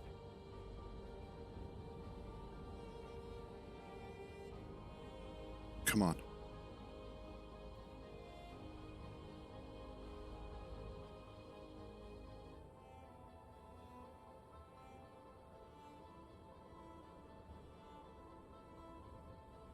All right, you can lean forward now. There we go. Ha! Ah ha ha ha. I still can't bloody churn, but all right, I think I might need to put steering on all 4 wheels again. So let's turn that back on. Ah ha ha. There we go.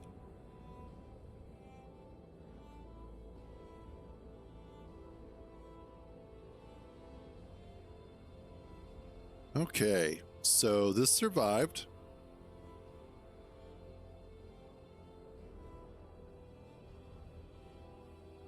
Definitely have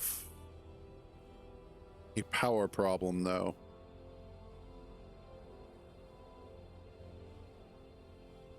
Like, it feels weird.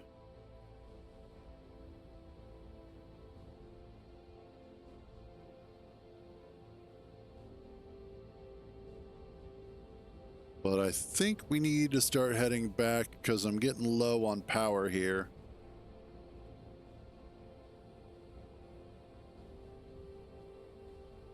But as far as a starter rover, it's not too bad. I just need to go ahead and get probably 2 more small batteries, specifically on the front, And then that should help with the overall power.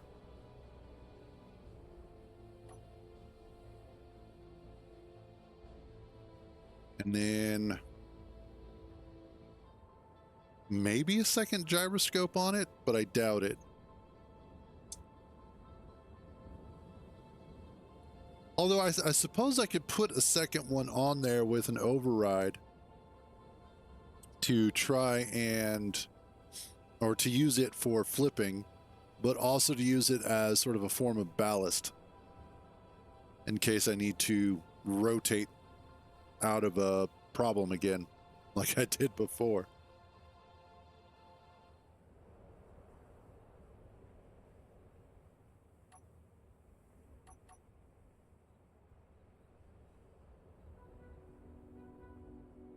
Let's see. That might be too much of a hill again, but we'll find out. And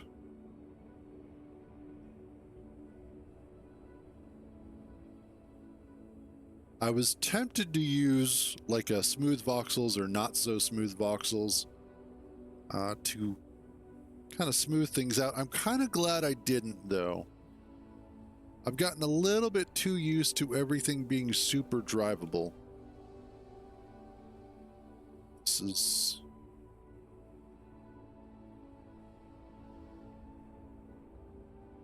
going to be a little bit rough.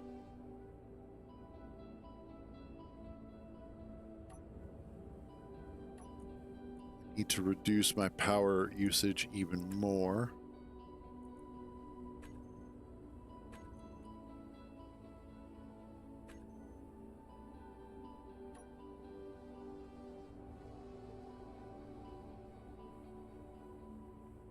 I mean, not particularly. So, well, shit. Oh, God. Oh, God damn it.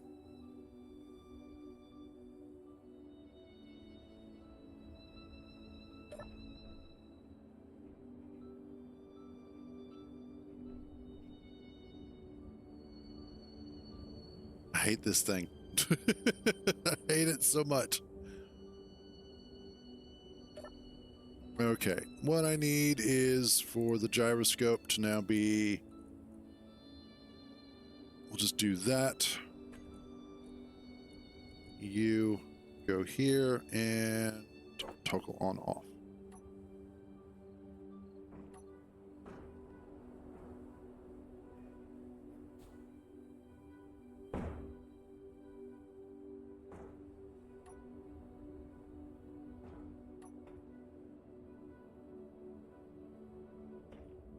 Okay. Nope, nope.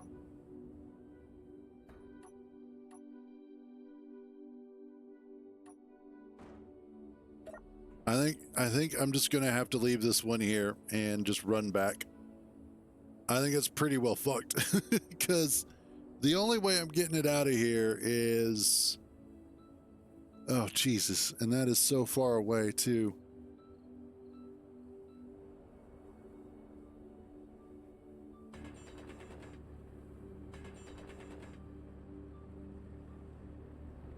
Come on.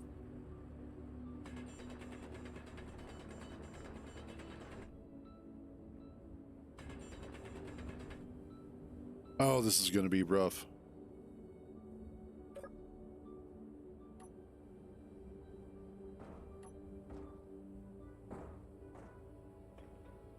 This is true.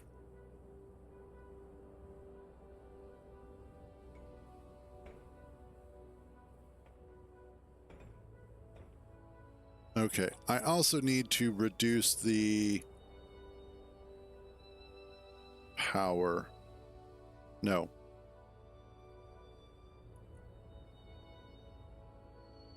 Let's drop you down to 40.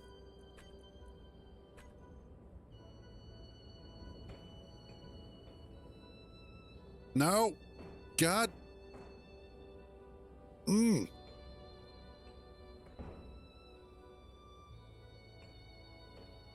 Fuck it, we're going down. We'll just write it out. Oh, I swear to God, I'm gonna lose my shit already. Just stop. Oh my God. Worst vehicle ever. And what are you even doing?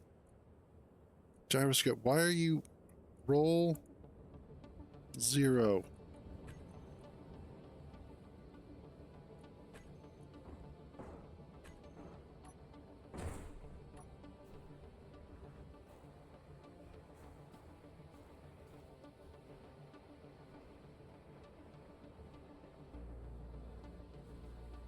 There we go.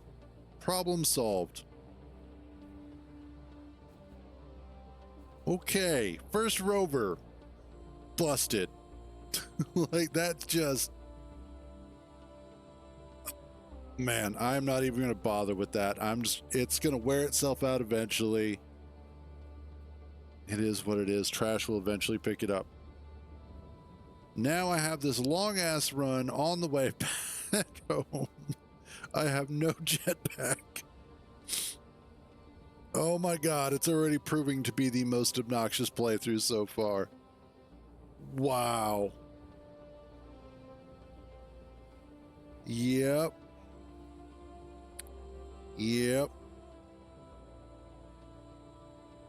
Definitely gonna be so much fun.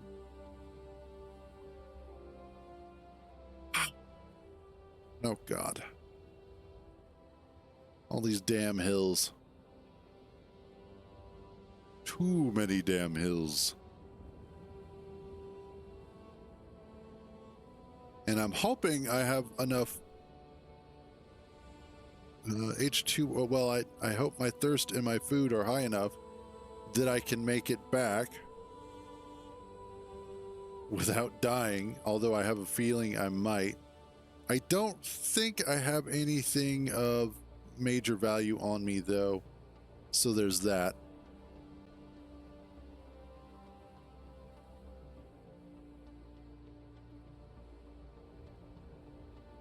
Man, it's already turning into a bullshit playthrough. Oh, but I wanted a challenge. So here we are. So, things to note. Oh God, really?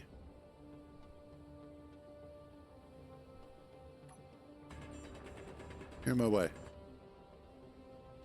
Oh God. All right, I might just go with like not so smooth voxels just for this shit here. Okay, there we go. Nope, there's more.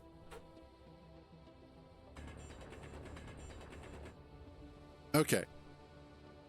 But essentially what I'm thinking is definitely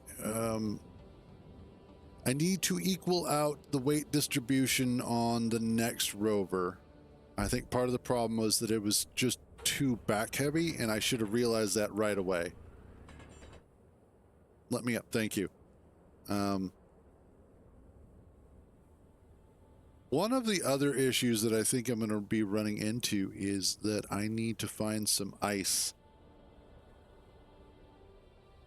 On the next rover, I may actually just go ahead and use a large battery on it instead of a bunch of small batteries.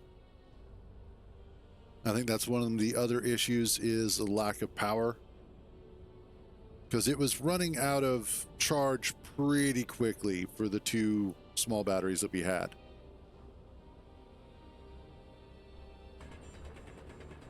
Out of the way, thank you. So definitely a large battery on it instead of the 2 smalls.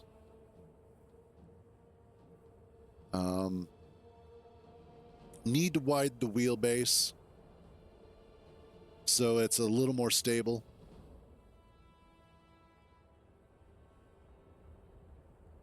Yeah.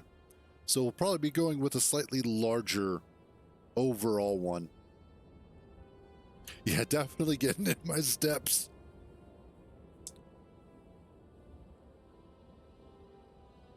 Hopefully I make it.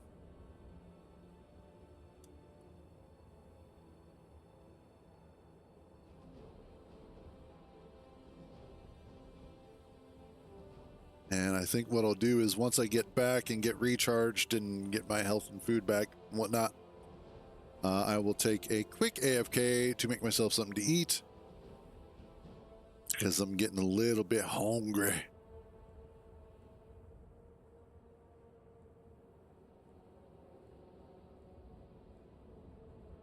Then we'll see about building that new rover, because I'm absolutely going to need it, especially if I keep breaking rovers. One of the things that I do need to pay attention to as far as weight distribution or mass distribution, however you want to say it, is specifically when looking at placing wheels. What I should do is make sure that I have the mass centered in between where the two suspensions are. So it should be like wheels, cockpit, batteries, wheels, to ensure that I make that it's less likely to tip backwards or forwards and make it a little bit more balanced. Ooh, we are going to be cutting it close. We got this, though. We can do this. God, I hope. Actually, I just realized I can just open up my helmet. Oh, the other thing that I did, I set the time scale to 3 hours. So day and night will last a little bit longer than usual.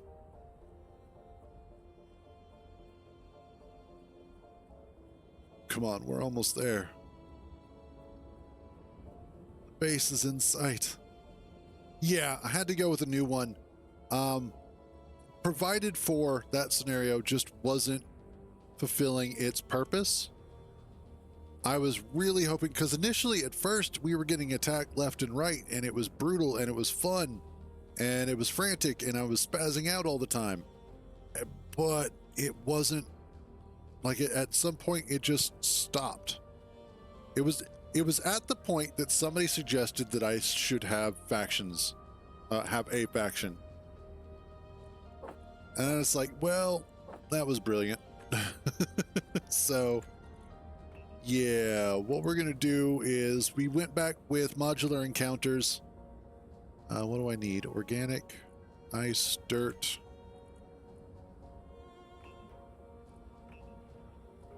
At least get that.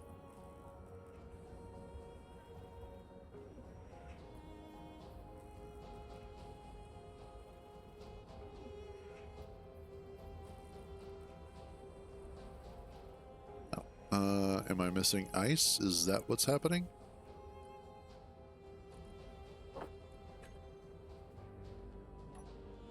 All right, there we go. There goes that. And then am I needing dirt?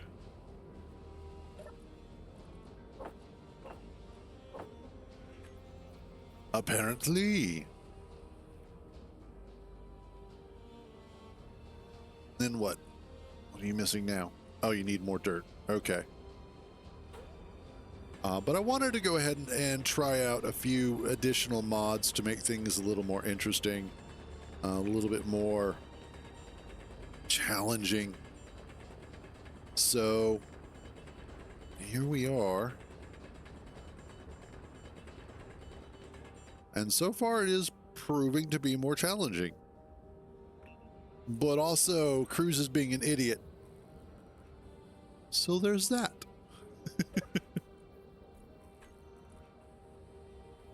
Okay, now make me my food. Wait, is that the food? No, that's the food.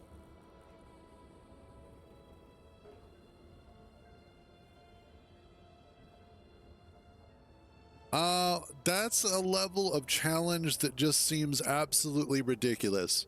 Because at that point, why are you playing Space Engineers? It's like, let's go ahead and just remove all of my limbs and then try and make my way over to Walmart 20 miles away. Fun for you, maybe. I don't think I would find that entertaining.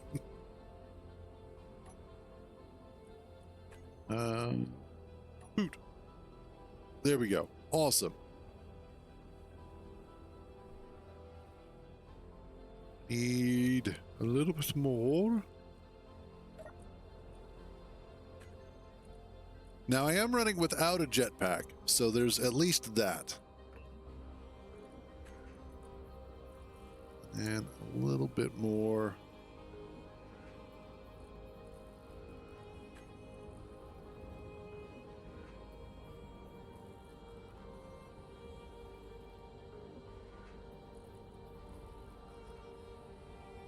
Extra water.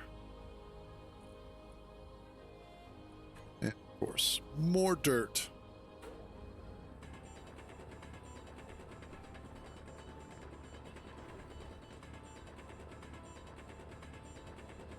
And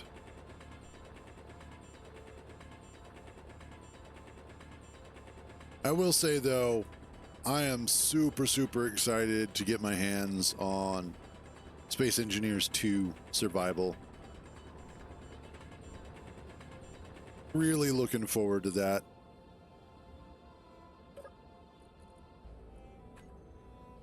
Looking forward to just seeing Space Engineers 2 in a near finalized state. And getting a chance to really get into a new environment.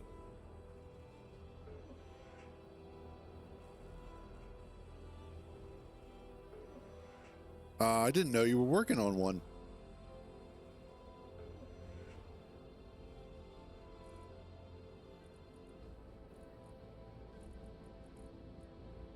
Awesome. Food, more water.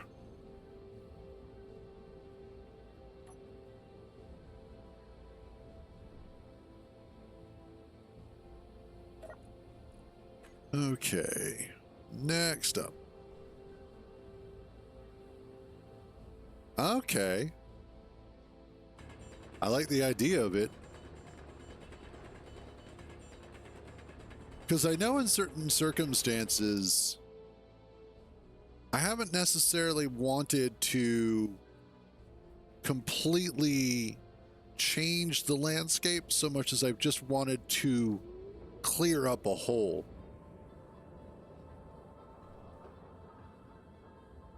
And especially around bases where it's like, I need to clear this out so that I can drill it a little bit differently or better. Inventory full. So I like the concept. Should be fun.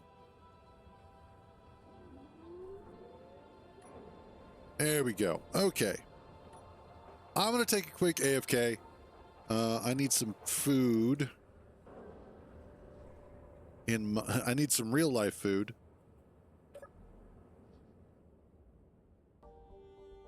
So let's make sure we save. And then we're going to tea break this real quick. And then I shall be back. Oh, wow. Good way to do it. If you don't have the tool, make the tool. And if you can't make the tool because you need something else, make that something else so that you can make the tool. Basically engineering at its finest. What's going on here?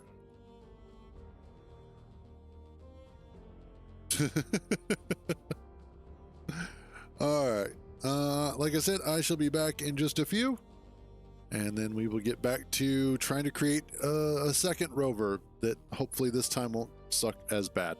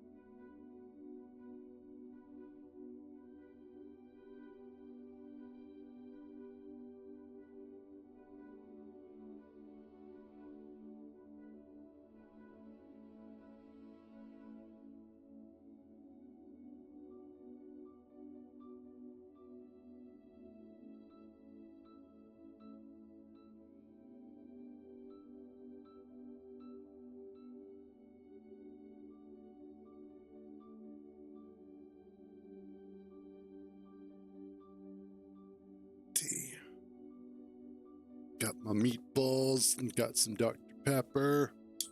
It's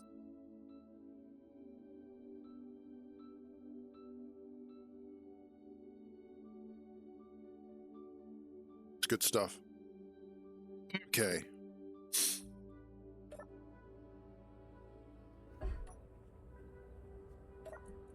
Let's go ahead.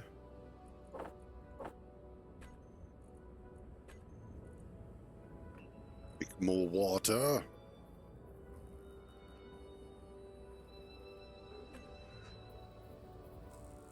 While we're at it, get more stone.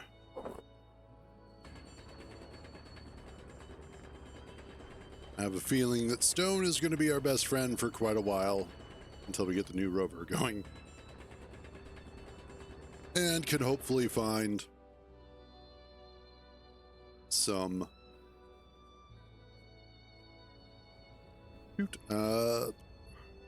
like actual stuff.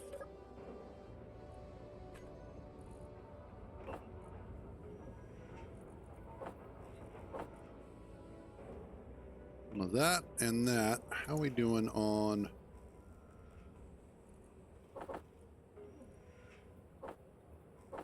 Okay.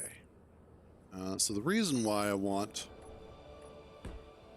it's the way that I do is so that way I can do that. That'll make it easier to get up there. Then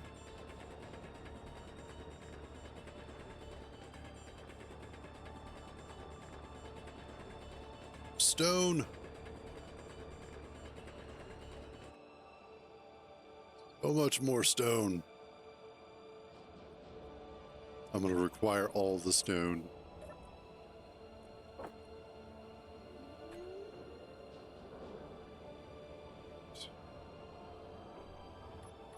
Let's expand this out a little bit.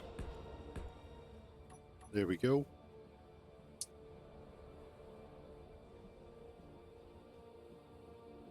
This should give me a little bit more room to work with as far as building the rover that I need to.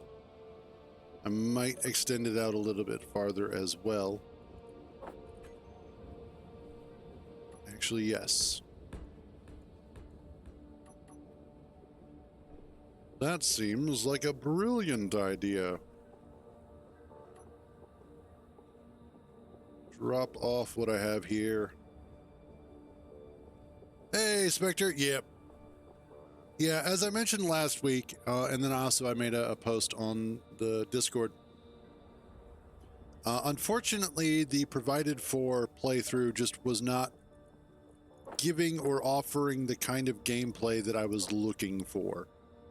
And specifically, it just wasn't living up to the initial excitement that we were dealing with at the start.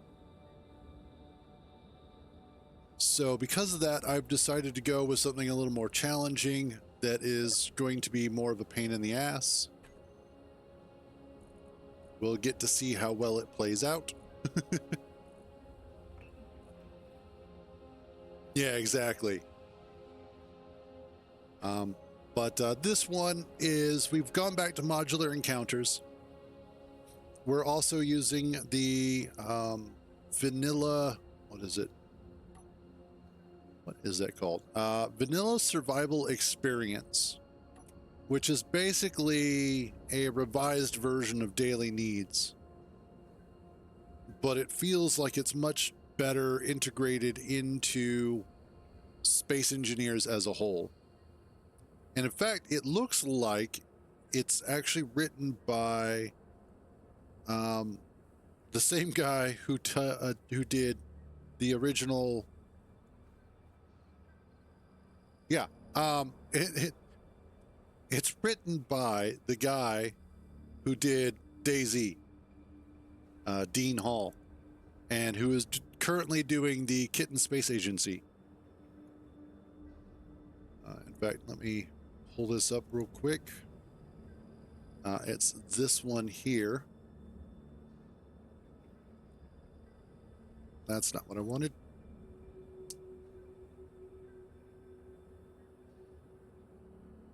So that's what I'm using for survival. Then I'm also using shoot, procedural ores. So hey, how you doing, Grumpy? So instead of the ore being distributed like it normally would be, in this particular case, the ore is now usually going to be found in singles. So you're only going to find like one at a time. They're going to be slightly larger deposits, but also a little bit harder to get to. And then on top of that, not all planets have all of the ores like they had originally. Some planets have more ores than others, and they're going to be distributed differently as well. So all in all, it's meant hopefully to give a more interesting experience, and so far it's been delivering. As I've already lost one rover to my own incompetence.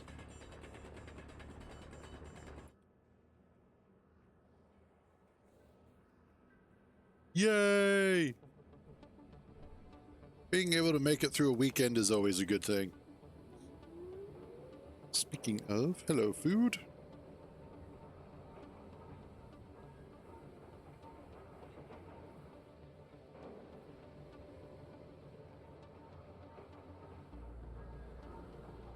Meatball's good.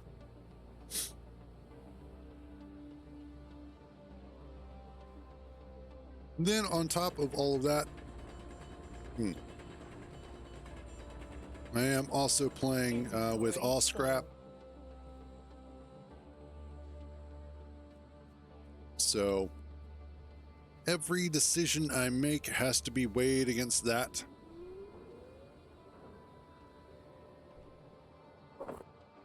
And all in all, just should be a little bit more interesting, a little bit more strategic.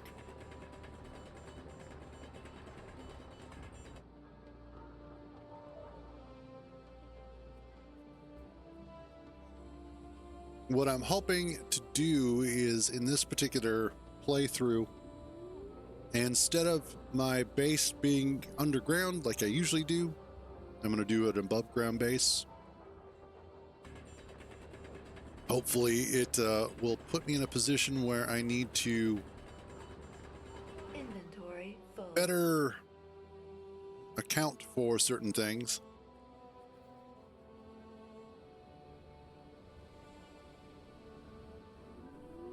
Jetpacks are currently useless on planets and moons.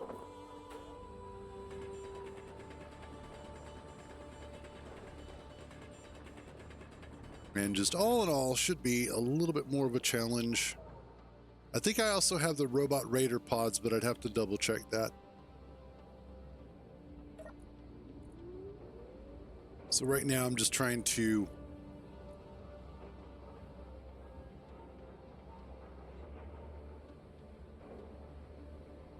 yeah, they're useful.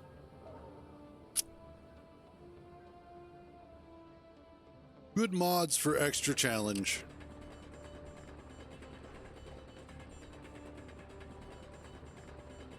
If you really absolutely want to make sure that people know that you hate yourself, play All Scrap and no jetpack.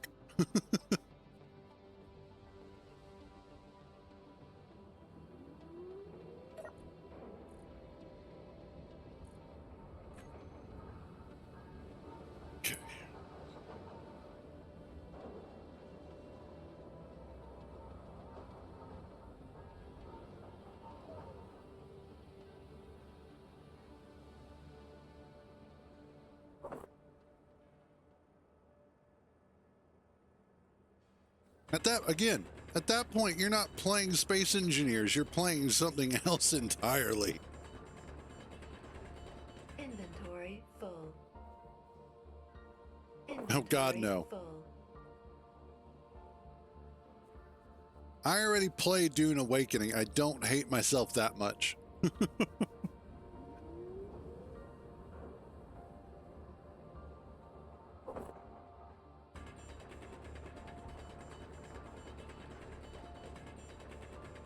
Although that reminds me, I need to log on to the public server and double check our bases. I know one of them is fine, but the other one was getting low on power. I went through and set it down to low power mode, or as low power mode as I could.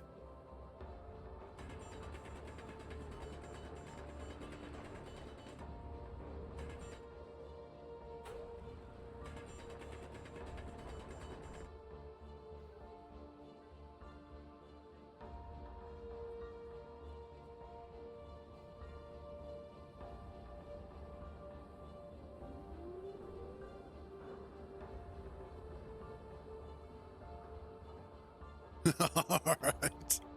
I don't know. I don't think that that actually brings back the early days of Space Engineers, because the early days of Space Engineers that I remember was you had no planets, you only had asteroids.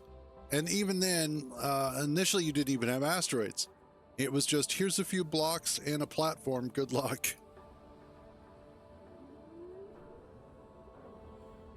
So your early days of Space Engineers are definitely different than mine.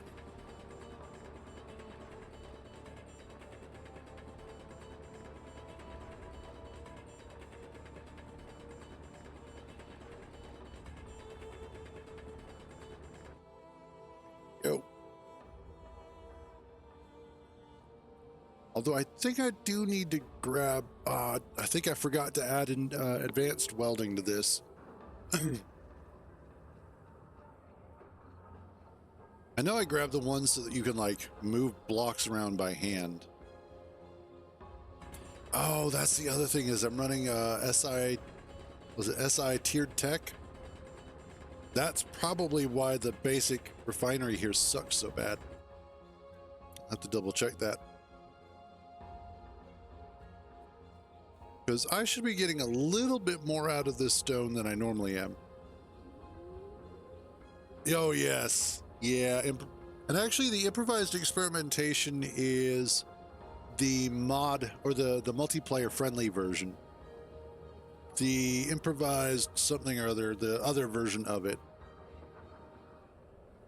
is the single player one. Or at least so far as Rockstar and I have kind of discerned. But yes, it does have a terrible name. Inventory full. Great gameplay, terrible name.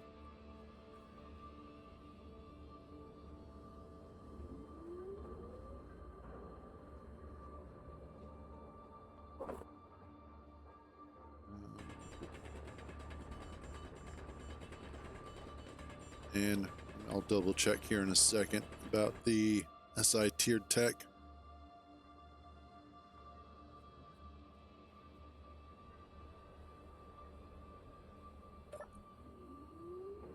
Okay.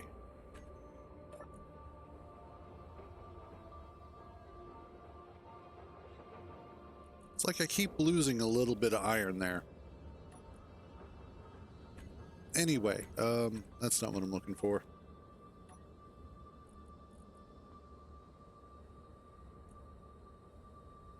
No, I'm not running that. Okay.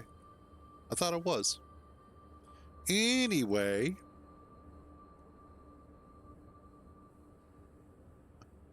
Action.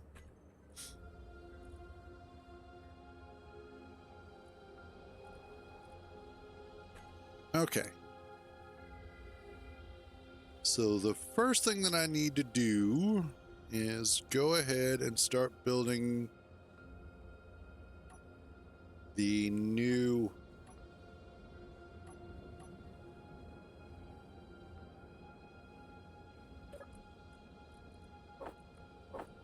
let's get a few extra blocks here. Okay.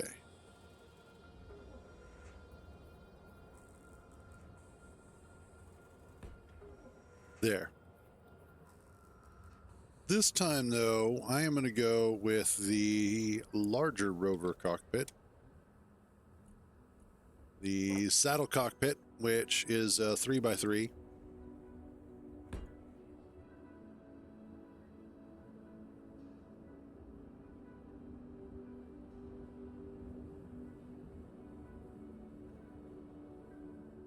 Yes. Sorry. was having a conversation in my own head. I am going to lift it by 1.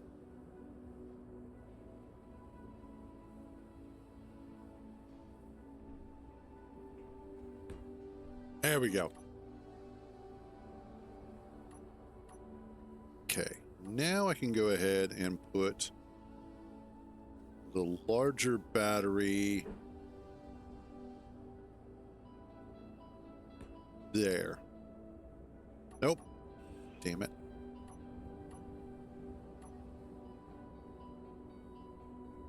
I'll put it up 1.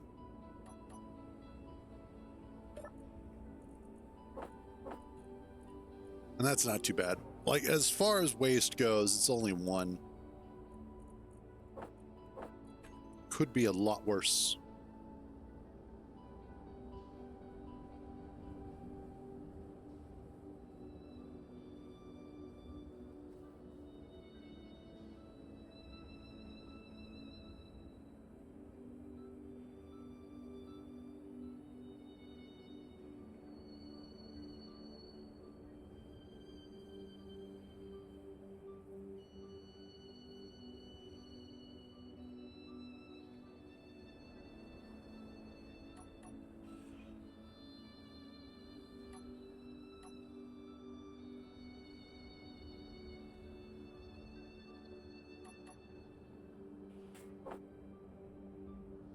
I want to get this welded up. I have an idea.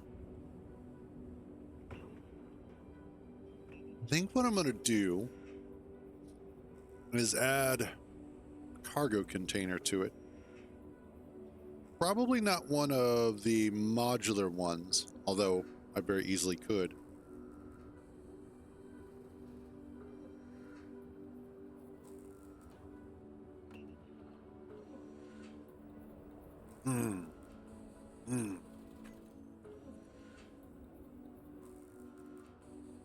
Cockpit.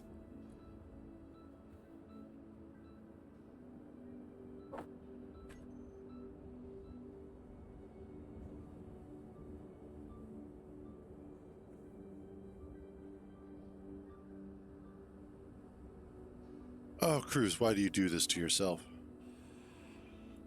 Damn it. Okay. I swear. This is gonna be one of those. I need...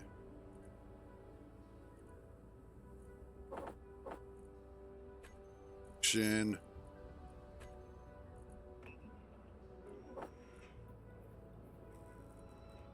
See, I probably need more dirt. That's fine. All right, so what I'm thinking is, first of all, you are on the wrong bar.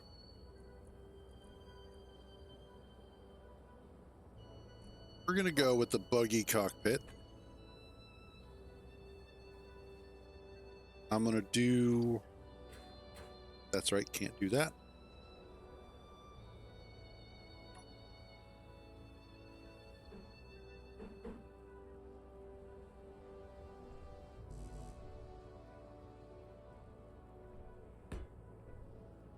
There we go. I'm going to use this as kind of my center of the buggy.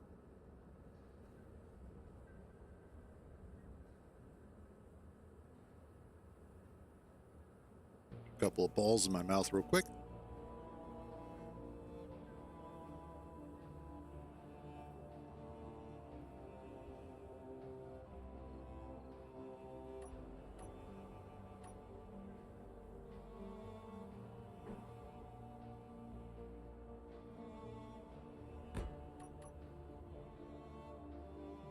Okay, yeah. Put our buggy cockpit up here. Or down here. Let's put it a little higher up. That's going to be fine.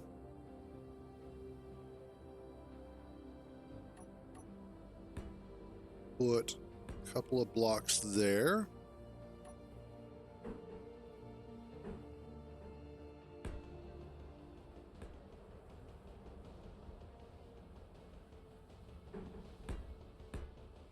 in that.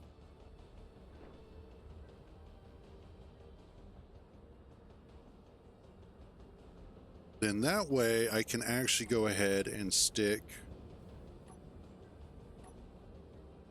a proper connector on the back here.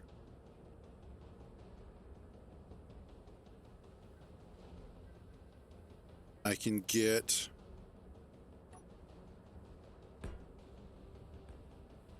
a couple of gyros on there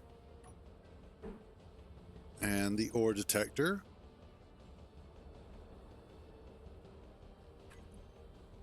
Antenna.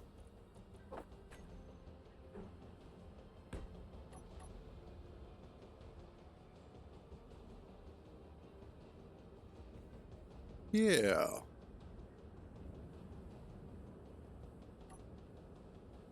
And then for the back,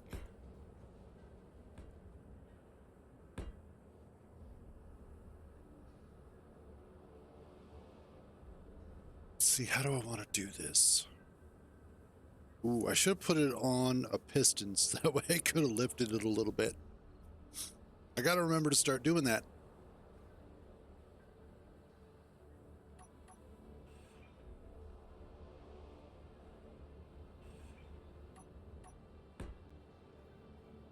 Okay.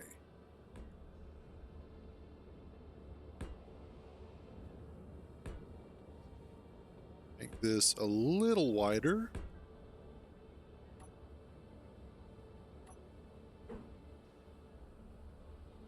And then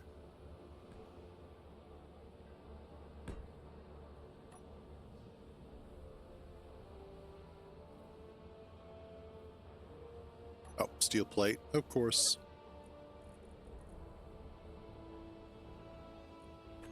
Production, let me get a couple of those.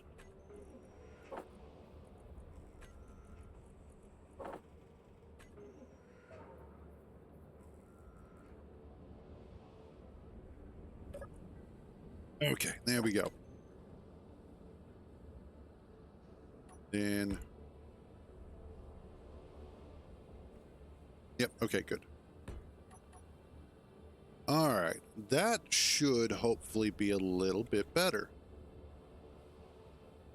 Now, the only thing that I have to worry about is high centering this because of the fact that basically this is acting as the body of the rover. So I do have to worry about that a little bit. Otherwise, though, this should work out fairly well.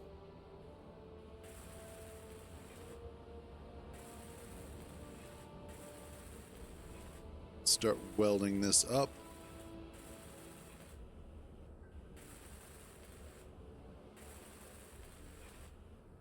And get it going.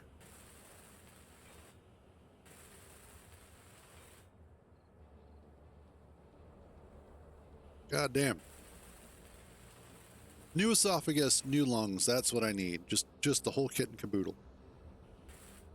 Let's go ahead and get this cargo container finished.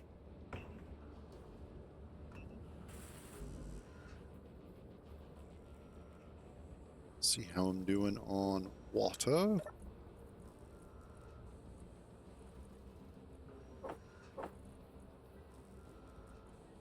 Water and food. Awesome.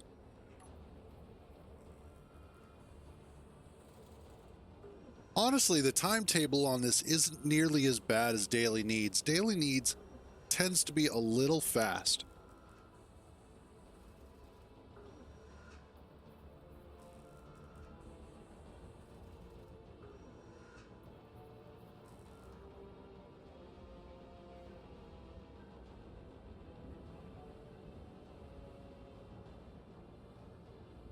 Oh, good.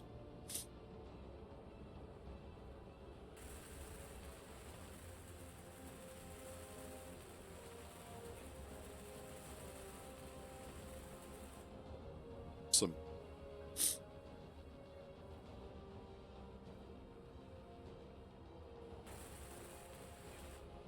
Missed one. I think I missed two. Nope, I got that one. Cool. Let's go ahead and get the battery.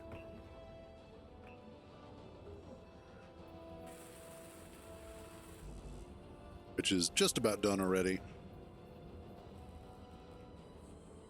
And with any luck, this one will actually last a little bit longer than our last rover.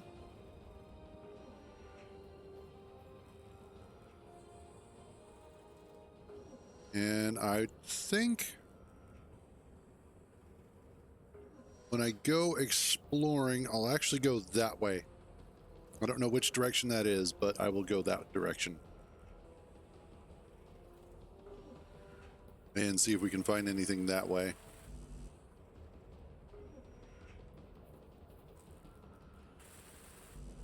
Almost there.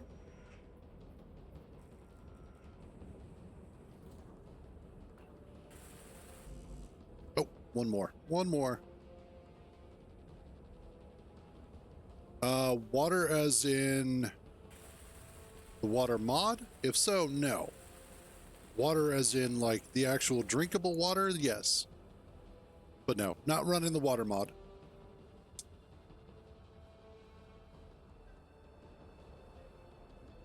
I could, but I'd have to go through and set it up, and I'd rather not deal with setting it up right now.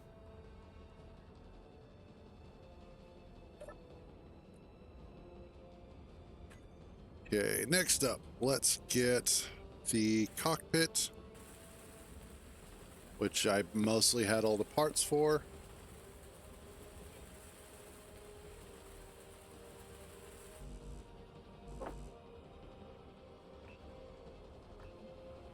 Ahead and recharge while we're at it. That's not what I wanted.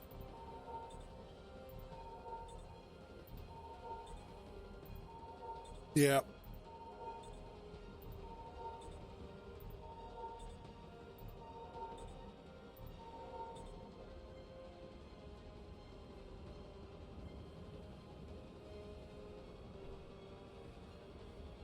Yeah, that sort of blue haze does kind of make it look like water.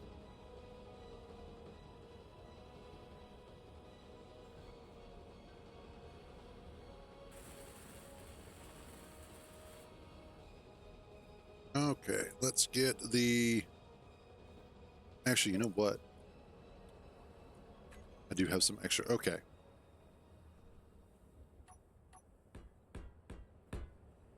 And then...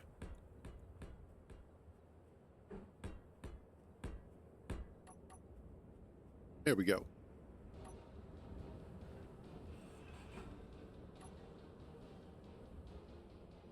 Awesome. There we go.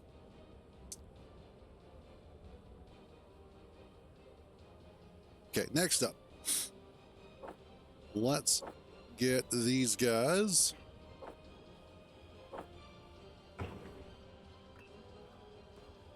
Again.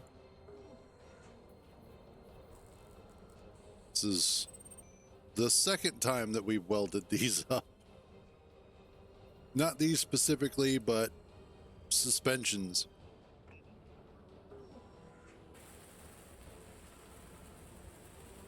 The first time, the rover broke itself in half, and part of it went flying off into nowhere.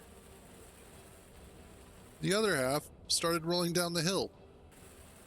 We don't know where it went. We just know that it went somewhere. There we go. And almost done with that.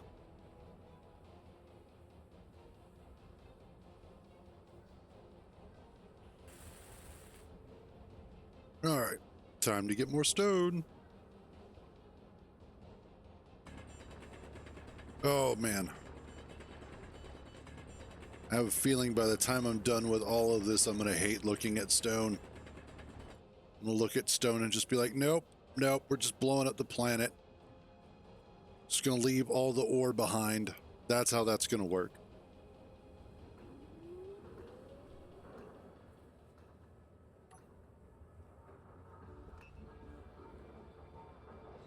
And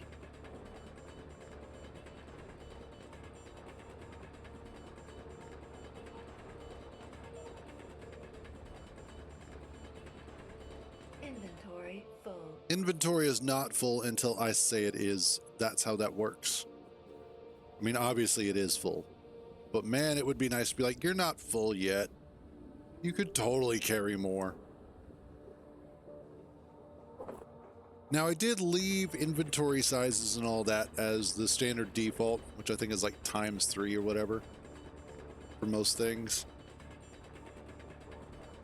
I usually just leave that as default because why not?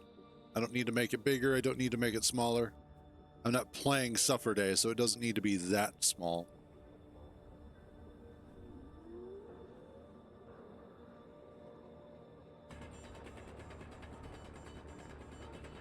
Although doing another Suffer Day every once in a while, probably not a terrible. In fact, Inventory one of the full. things that I might do Inventory full. is I've actually been kind of enjoying doing the tutorial videos for my YouTube channel. I'm a little bit tempted to do an actual series, or to try and do a series for YouTube.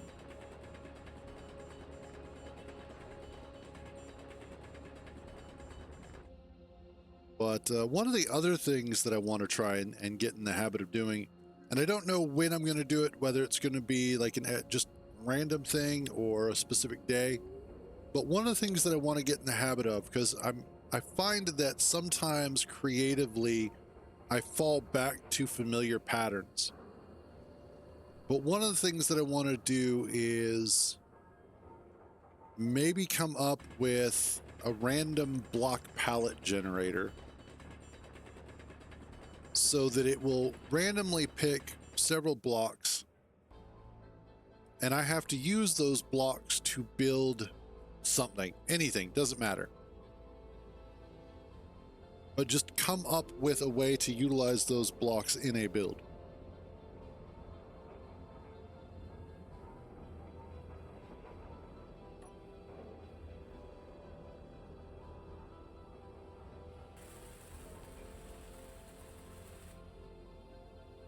There we go. Meatballs.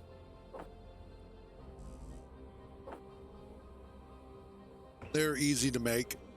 Get a bag of like 150 of them for, I don't know, like $12, something like that. Good stuffs. Almost have everything for these.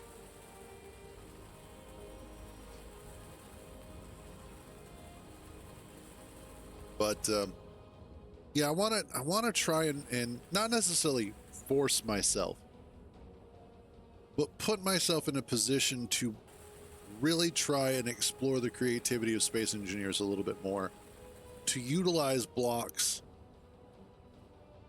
that I might not be otherwise using, and just in general expand my repertoire of construction.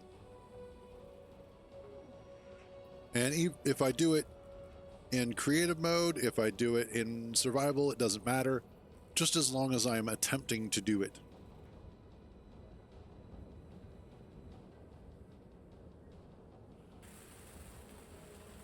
Because that's one thing I've noticed as well, is that my building style gets a little boring after a while.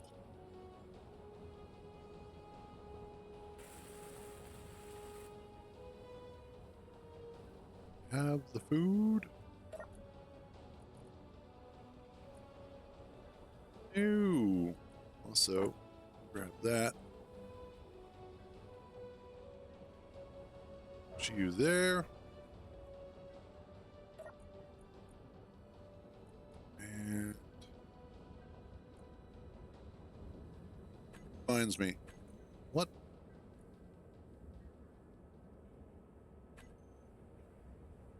Organics blocks. Water condenser. Organics planter. Organics farm.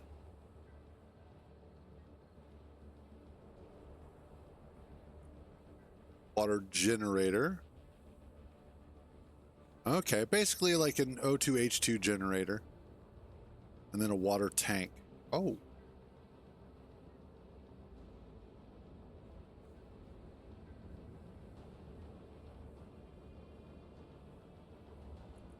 Okay. So we got some stuff there. Good to know. What I might want to do is to go ahead and make up some additional water packets and food packets. And see if I can do a trip out to those mountains to collect a bunch of ice from them specifically. Bring that back. And then go ahead and use that to start my cycle, my water cycle, if you will. Because there's mountains out that way. Now, it would be a hell of a trip because they are kind of out. The other option, god damn. The other option, now that I can talk, is to go ice hunting if at all possible.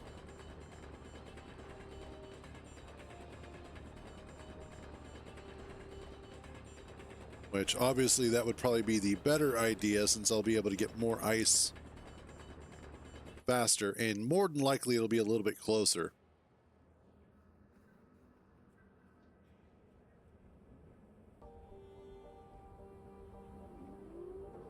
Let's get more of this.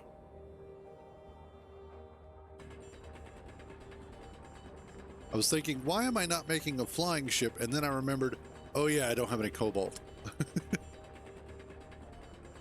Why can't you just take the stuff off the survival kit or off the escape pod? Because of all scrap. So, lots of reasons why I can't do the thing that I probably should be doing to begin with.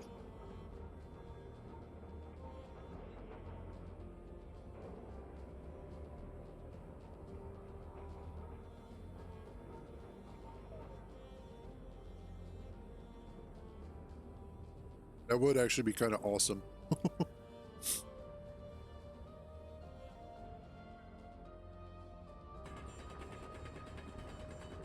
Especially if I can manage to hide the wheels underneath of it. Inventory full. That would be kind of cool, actually. That might be a project to take a look at. But I do have two other objectives from Provided For that I never got around to. Nice. But I've got one objective, which is to build a rocket and a land rover for landing on the moon. The other is to build an auger rover.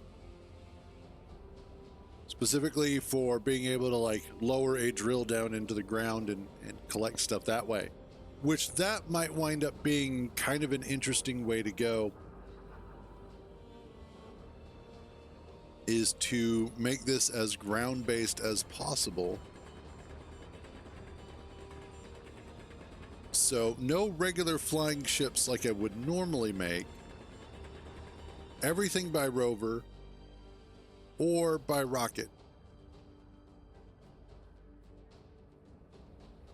So if I need to go to space, I need to have a rocket silo to launch a rocket into space and then fly it that way. And it needs to be able to carry cargo.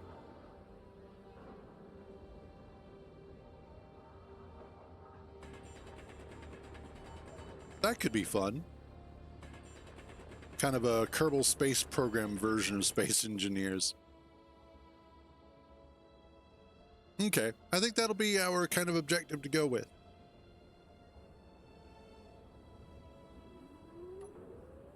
Is trying to do this Okay, I should have enough stuff now. Yep, there we go. Almost. Well, I could still also make a large rover specifically looking like a pirate ship. And in fact, that would actually be a lot of fun for doing a battle rover, is to do like either a large grid version or a small grid version that is our tank, and just along the sides put all the cannons and whatnot.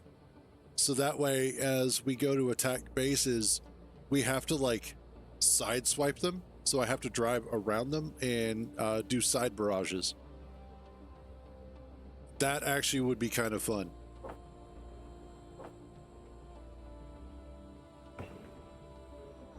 All right, so we've got an objective. A pirate ship tank is basically how that needs to go.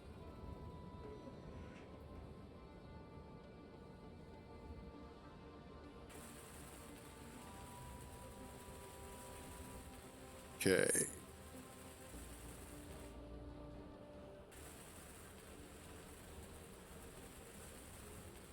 And awesome. Now I just need both of those. God bless it.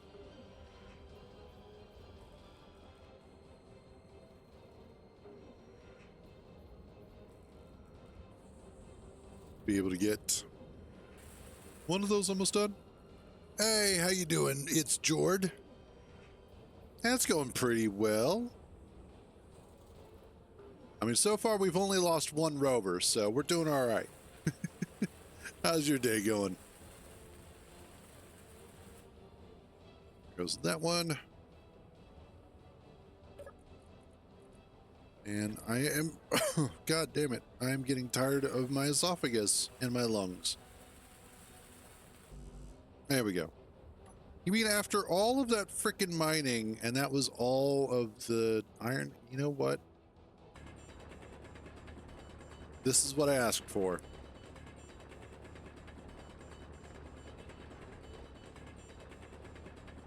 Inventory full. There you go. Inventory full. Well, the problem is that so many of the MES ships are hybrid thruster configurations. So that means I have to attack all of them. Nice. Always a good day when you can chill and space engineer, either watching or playing.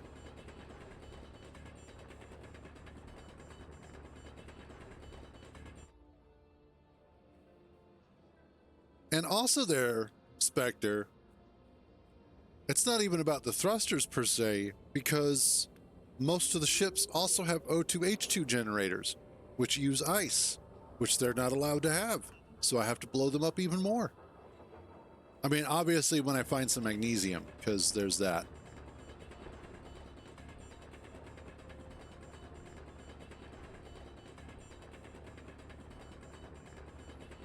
There we go. But so help me, I shall rule the high seas of ice and fire.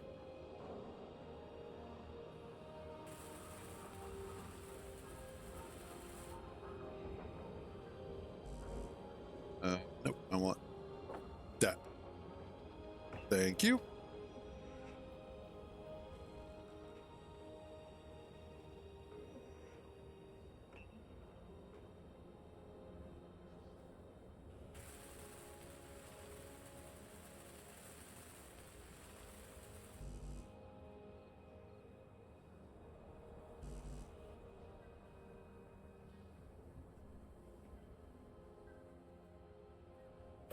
So good.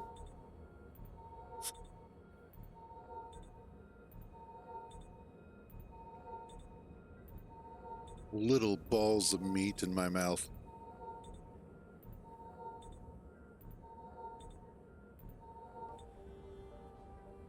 All right. I need... Yeah, I know where you're taking that, Hollows.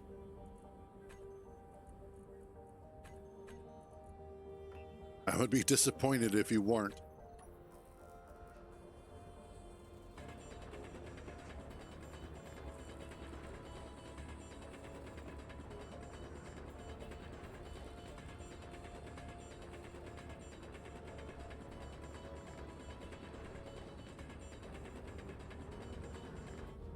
That should be good. I don't know what you're talking about. I'm just talking about my food.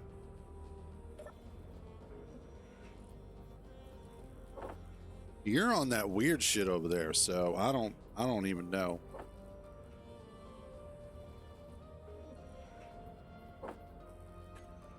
Let's put the stone in here.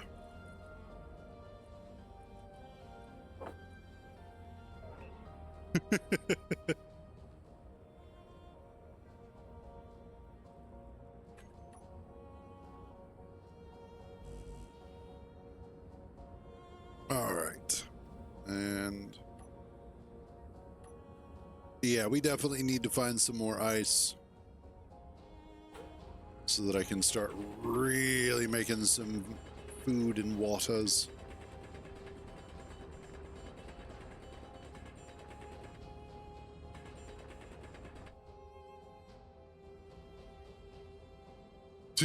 Yeah, that's bullshit. You know what sort of trouble you start, Hollows.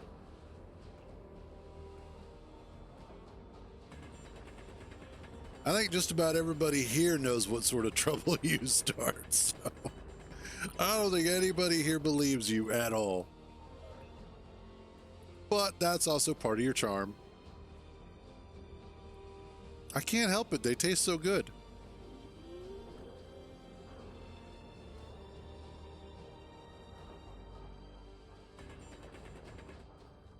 They're just so meaty and small and ball-like. And they fit into my mouth so well. Inventory full.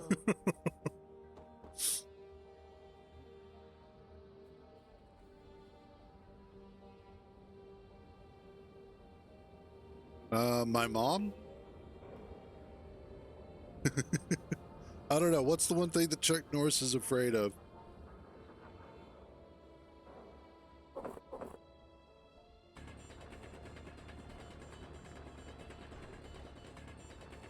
People stone.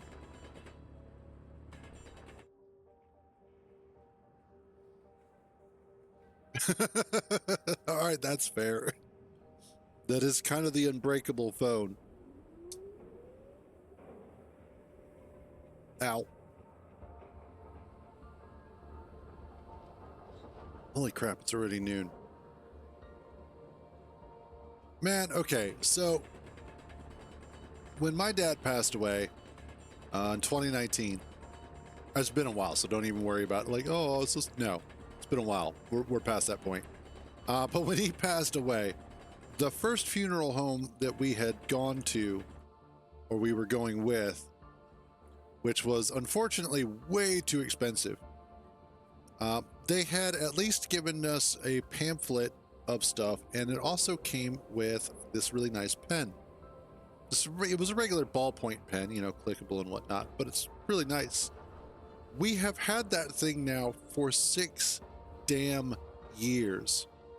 And it's not like we don't use it, because we use it for writing our shopping lists. We use it for marking off the days on the calendar. Inventory full. We mark it, you know, we use it for a lot of stuff. And it's still going. Don't know how. I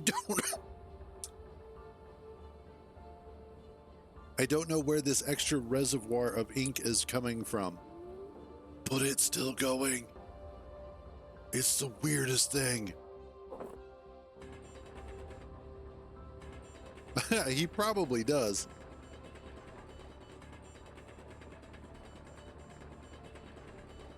Nokias were really good phones back in the day. They definitely were built to take a beating. And did take a beating. A lot of them spent a lot of time falling on the ground.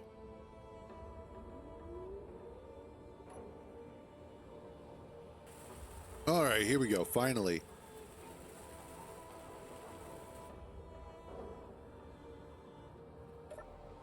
Okay. God, this thing is awful looking. Tell you what it needs, though.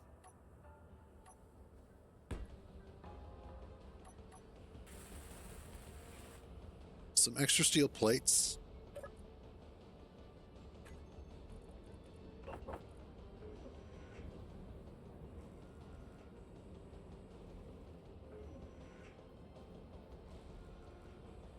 Good God.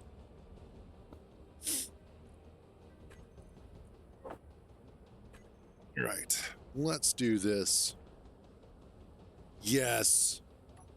Honestly, back in the day, they just kind of knew how to make phones. They were made out of the same plastic that's used in, like, space age stuff. They just generally understood. You need a phone that's going to last. Okay, so here goes our rover. Nothing super special, but it should suffice. We've got 8 hours worth of power on it. Let's get our wheels. Rover 2 wheels. You are gyroscope 1. Oops. Nope. Handbrake on off. And we set you for friction.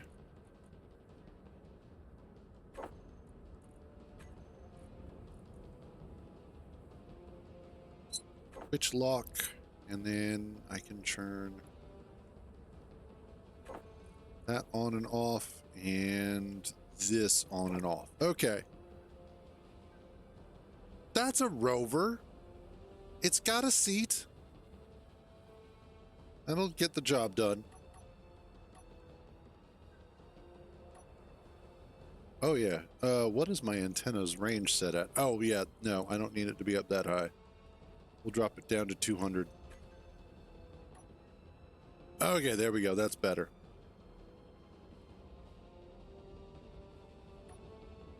Awesome. Okay, so I need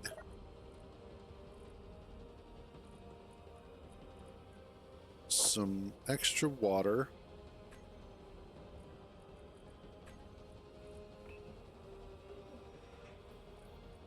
And I need an extra food packet.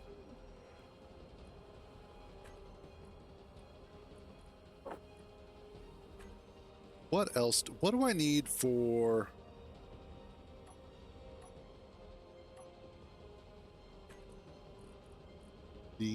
Where was it?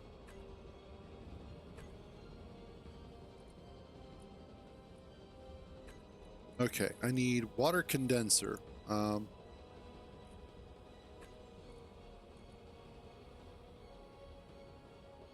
do you do?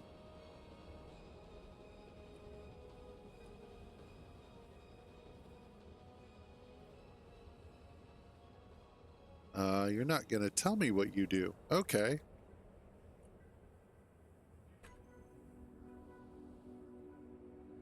So I have extra water. I have extra food. Let's see if I can get a little extra water. And specifically, let's drop you in here. Nope. Survival kit.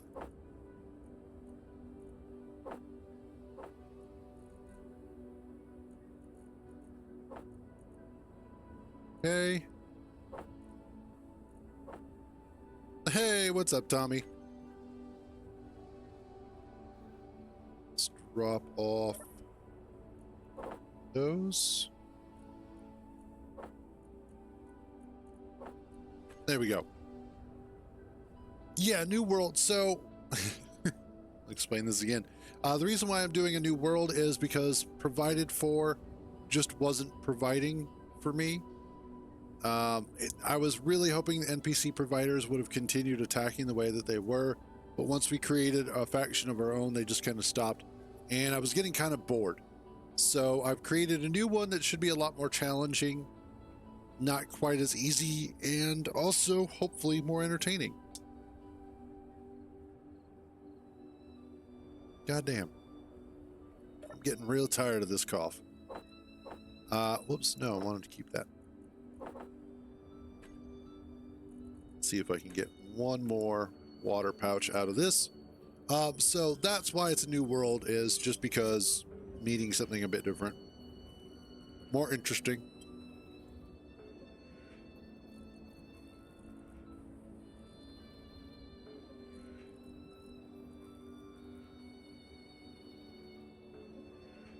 Okay. Give this a moment to do its thing. And then I think while this is making water, I will be right back.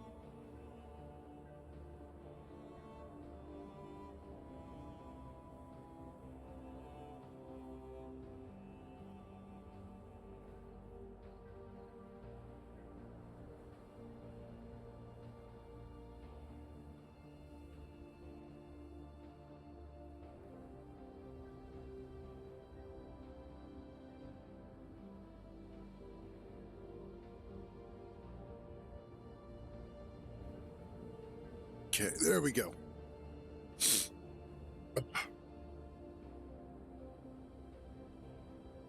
Your cough drop.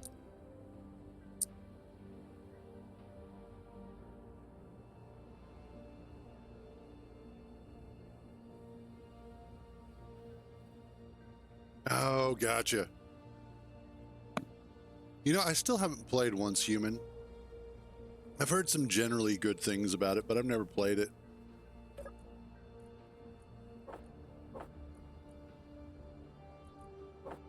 Here we go. All right. Let's go see about doing some investigation, shall we?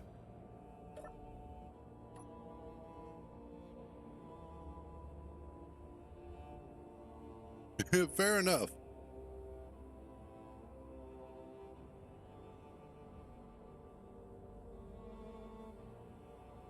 I know we've had various conversations about free games and which ones feel like they're worthwhile and which ones don't.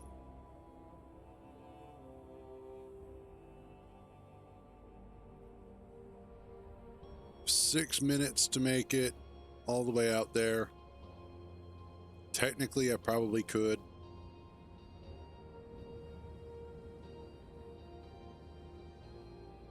No, I wouldn't.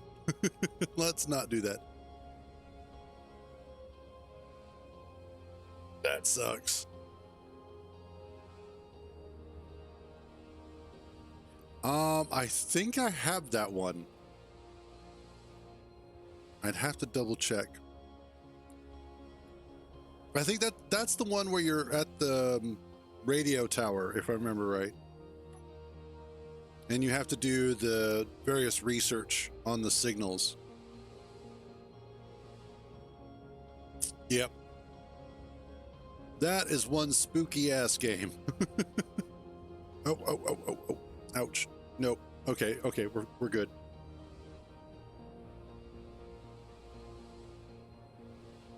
Yeah, I remember playing that game. In fact, I streamed it a little while. And that is a really good one. You're right, it does. You know, as low resolution as games like Quake 2, Half-Life were, there was just something about them that made them so engaging. Half-Life.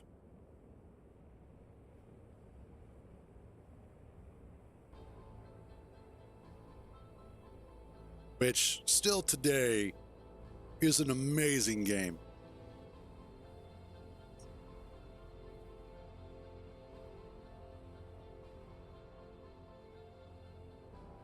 A proper new game in the Quake universe.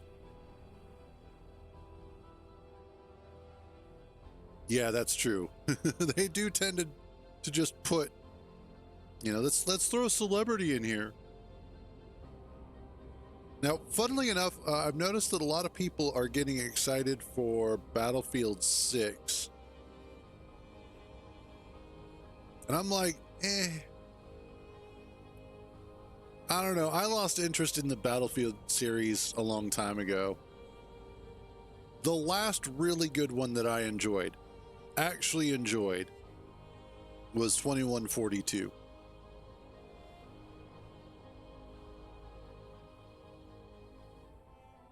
But that was also, a lot of years ago.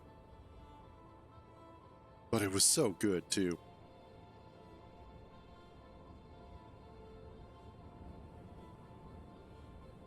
I think 2142 is probably my favorite of the entire franchise, although 1942 is really good as well.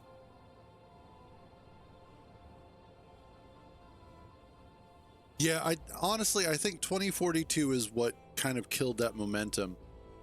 I never really got into 2 and 3.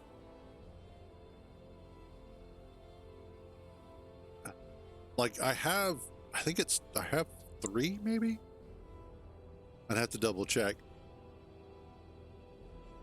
But I didn't get into like Hardline or Battlefield 1 or Battlefield 5 or any of the others. I think there was also a 1943, if I remember correctly, but I never got into that one either. For me, it was really the old school fun of 1942. Just something about that was so incredibly compelling at the time, and even to this day. Nice. Oh, yes. Played the hell out of Bad Company 2. That was one of those that my brother, sister, and I all got into for a while.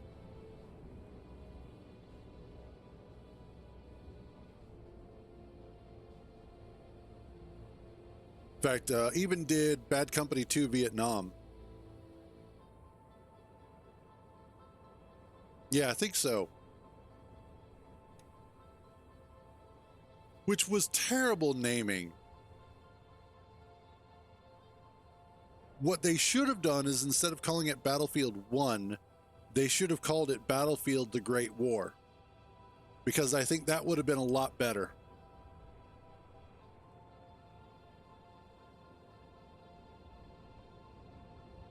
I don't think that they had to lose it. I think they just intentionally said, we don't want to be able to do this. You know, like we want to get rid of going prone. So we'll just blame it on something. Because I don't see why there's any technical reason why they couldn't do it.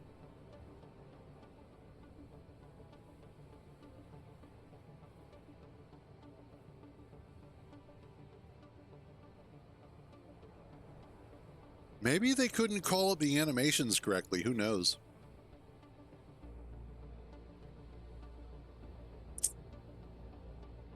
I will say, though, that despite how good all of those games are and how good their story is, nothing quite compares, at least for me, when it comes to a multiplayer session, like playing some Arma 2 with a good group of friends against the bots, and you're running an actual campaign. I know, right? I remember, and I was thinking back to this last night. I remember one of the guys that I used to work with when I was at Best Buy. He had left the store, he had left working there, and he had come back after a while and was specifically asking about Arma 2. Now, at that point, I had played DayZ, but I had not played Arma 2, as weird as that sounds. And so I wound up helping him put together a computer that would be able to play it and play it effectively. And also made sure that he was set up to be able to play it just in general. And then I wound up getting involved with him and playing it. And we were doing I think it was the insurgency maps at the time. And it was before we had, oh God, yes, absolutely. But it was before we had started our own server, and he had started up the 2nd 75th Battalion, Ranger Battalion, as a gaming group. And we were doing a particular map where we were loading up into a Blackhawk. And I think there was like 2 or 3 Blackhawks that were getting loaded up at the time. He was in one and I was with him. And there was a few other guys that were sitting there, and we were waiting to lift off when over comms, and honestly, I think it was just as we were starting to take off, this son of a bitch, in perfect pitch and tone and absolutely 100% raw feeling and emotion, starts belting out "Too Close to Love You" by Alex Close. I think that's who it is, the singer is. Just at the top of his lungs, just singing the hell out of this song on the helo while we're heading off to the LZ. And it was so absolutely perfect for what was going on. And just an absolutely monumental moment. Just one of those things like, yep, this just feels right. And I think that's really what winds up making Arma and games like that, like Squad and whatnot, so memorable. Yep, I could definitely see that happening. Oh, I need a little bit of my sippy cup. Oh, and food, but we'll get to that in a second.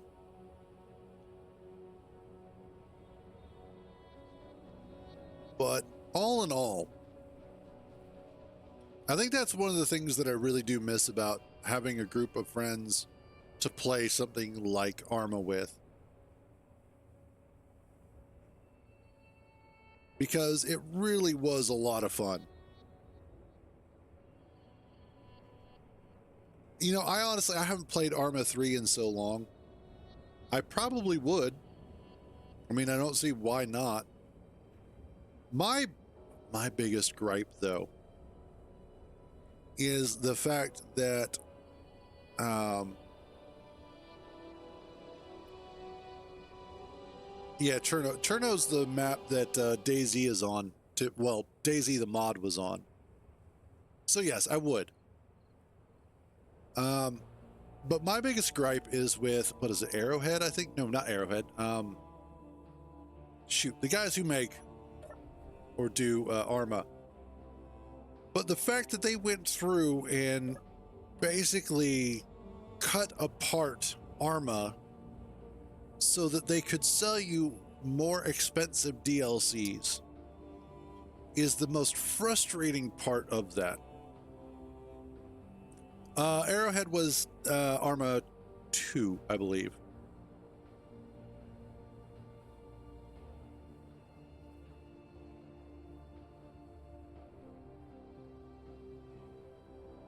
But either way,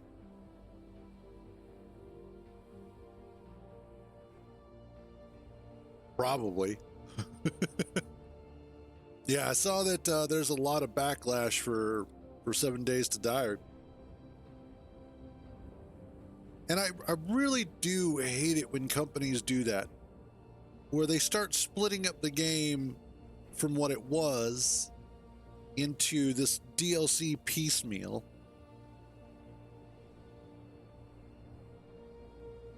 Yes and no. The difference is when Space Engineers has a new DLC that comes out, the gameplay additions are free. So anything that adds gameplay is just automatically added into the base game. You don't need to have the DLC to enjoy it. But the additional blocks, on the other hand, the cosmetic blocks, are something that you pay for. But you're not paying $14 to $20 per DLC, like you are in some cases for the Arma 3 stuff.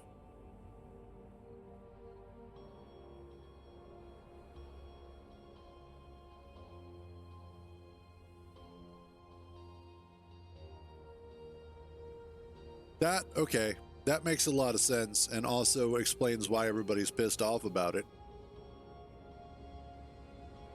Because I haven't followed 7 Days to Die all that much. In most cases, I've just kind of left it alone because, again, I kind of suffer from zombie fatigue, but that's just me personally.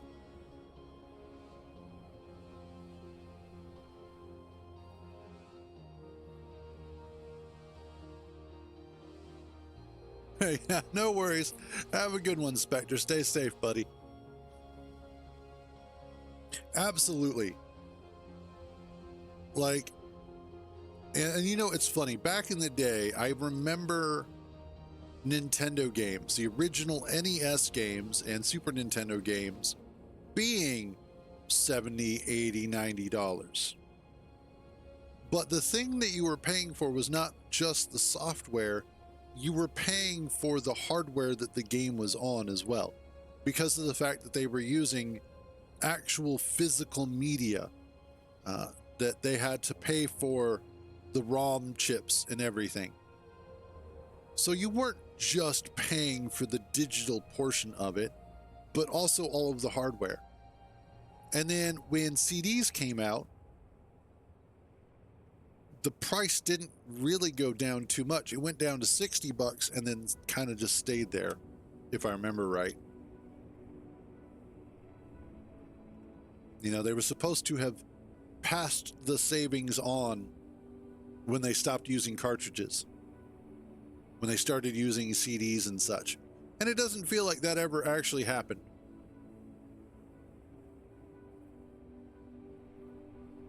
Speaking of, where the hell is the damn ice at? This is going to be such a pain in the ass getting back home. Hell, where are some boulders at? I'd love to find some boulders. But a lot of the things that have happened over the years that have supposed to saved us money, it seems like they have just taken all of that and shifted it into, oh, we're actually going to charge you more because we're spending all this money to make your experience better. The reality is that they develop a game, then they take like the last 20% of it, split it up into a bunch of tiny DLC that they then sell you for like a third to a quarter of the price of the main game. Or they fill a single player game full of microtransactions that are supposed to make it more fun somehow. Like they sell convenience back to you.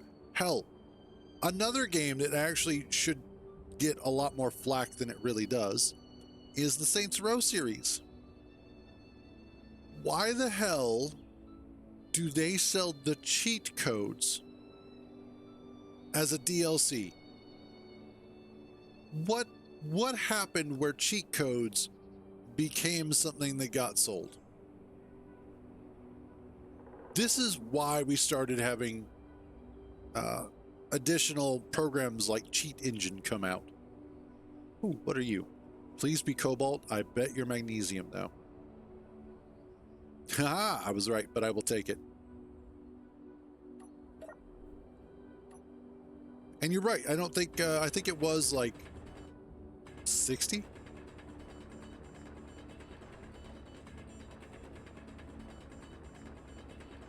You know, I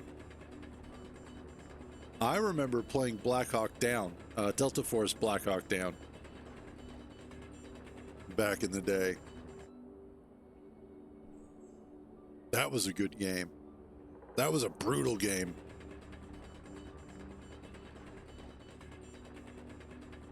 In fact, I remember playing that game with a group of guys that I met playing PlanetSide. It was, I'm trying to remember how we met them. But it was a good group of people.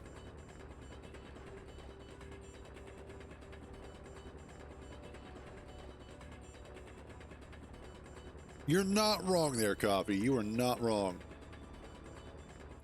That is the unfortunate reality of gaming is... how far away am I anyway? 12. Jesus. GPS. 12.4K. There we go.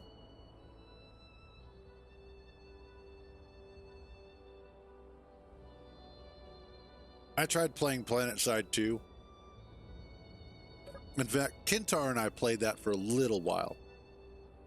But we both came to the conclusion that it just doesn't scratch that old itch. The original PlanetSide was so damn good. There was something magnificent about the original PlanetSide. I really like this area, by the way. But just the feeling. Yes, I used to play Tribes and Tribes 2. Both of which were absolutely amazing games. I know they had a Tribes 3 or a Tribes Vengeance or both.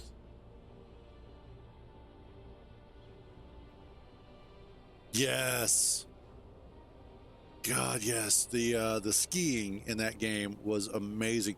And watching people who were really good at it was always hella awesome.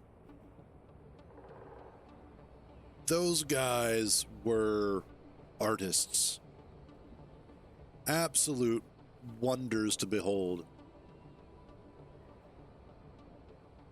Still got 14 hours worth of power. Awesome. What are we doing on? Okay.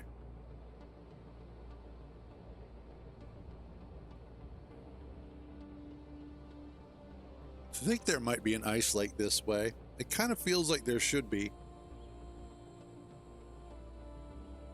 Yes. Of course, there's a research base over there. And I bet that research base is on top of the ice lake.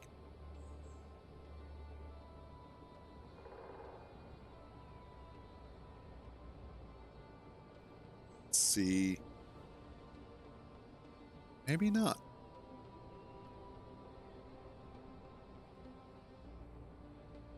Like to find another boulder, maybe?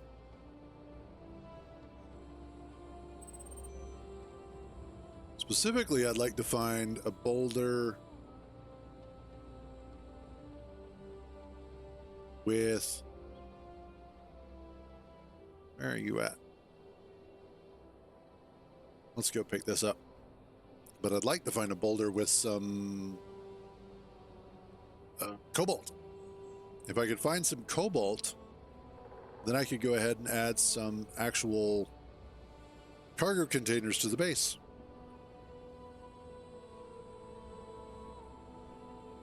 But I'm absolutely hurting for ice right now, and that's really the biggest problem that I have is just no ice.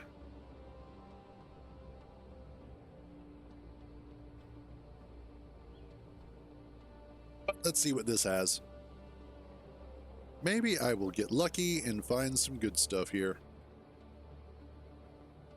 You know, I will say, one of the things that I've noticed over time is the skill set in games has changed drastically. What you needed to know 20 years ago in order to play a first-person shooter has changed over that time period. And so the skills that you need to play first-person shooters these days are a lot different and a lot more refined. Now, it would be interesting to take somebody from today, like some of the top Call of Duty players and whatnot, and have them play something like the original Quake or Quake 2 against some of the top players from back then.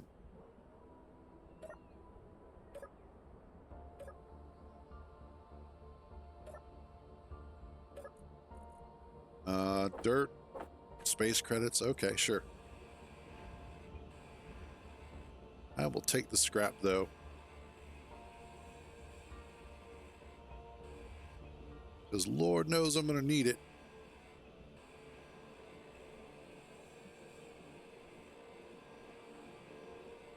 Give me all this. Thank you.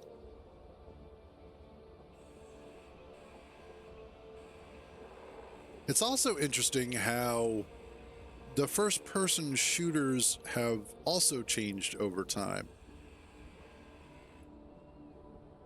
I think one of the greatest examples of this is the advent of the hero shooter. You know, things like Apex Legends, Overwatch, Marvel Rivals, just all of these different types.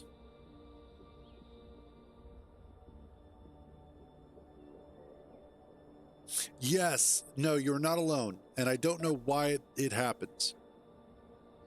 I don't know if it's a mod related thing, if it's a setting related thing. I don't know what it is.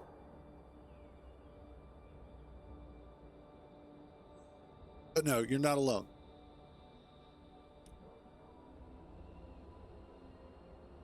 Okay.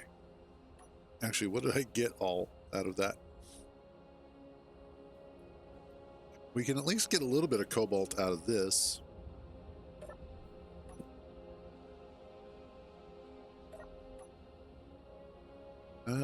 Let's climb this hill. We'll see if we get anything out of it. If there's anything up here. And then if we still don't find anything like an ice lake or whatnot, I will go ahead and head back, because at the very least, I can drop off some of this crap.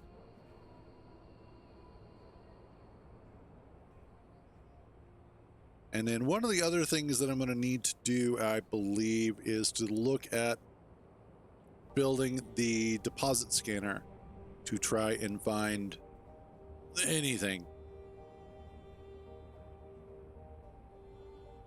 Now, the reason why I like the deposit scanner as a mod is because of the fact that it does feel fairly fair.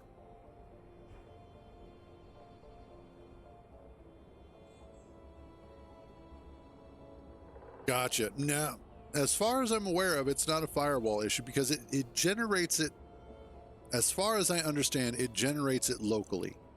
I could be wrong on that.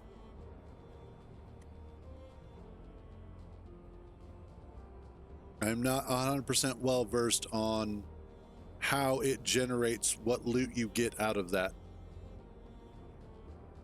Other than there's a loot table for... Yeah, you are correct. I believe it is a fieldwork bug. In fact, it could even be a setting for all I know. But, yeah. I know there's a loot table for the single player version of that, and then there's also a loot table for the multiplayer version. Yeah, unknown signals. This should be a fun hill to go back down. When we get back to base, though, I think one of the upgrades that I will make to this is to actually beef it up with 5x5 wheels instead of the 3x3s.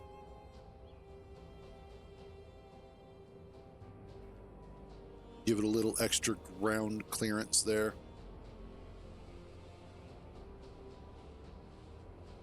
And also, that's fair. Oh.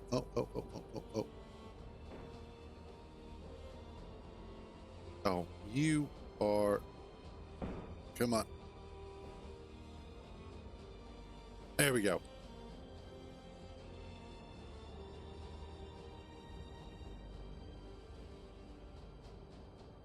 That would definitely be a lot. Probably a bit too much. I know that they did adjust it there at the beginning of the fieldwork drop. Just because there was a lot that were dropping, which was nice. It was a great way to play the game for a little while, was to just rely on those for your materials, and was actually kind of fun to do. But we've got an ice lake there.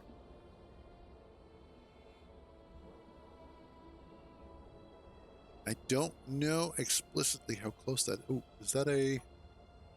That is a boulder.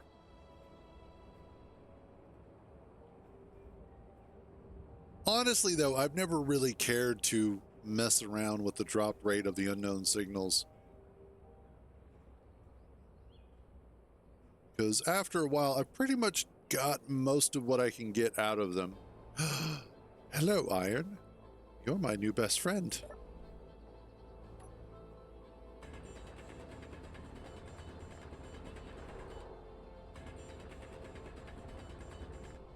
There we go.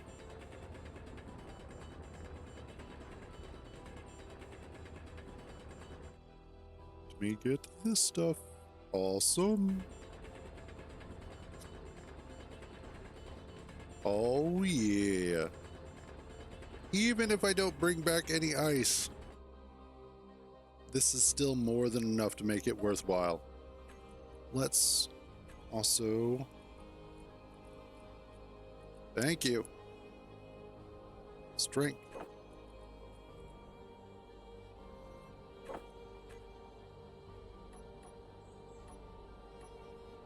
There we go.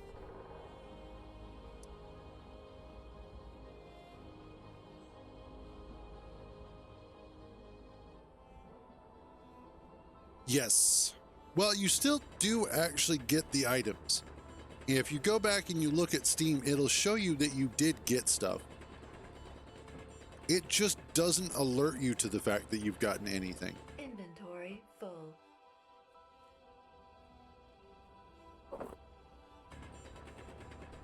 Because that'll happen to me all the time. It won't tell me if I've won anything or if I've not. It just, doesn't. But then when I go to Steam, it'll show like, hey, you've got these new items. I'm like, oh, cool. That would have been nice to know while I was in game. But who needs to know that?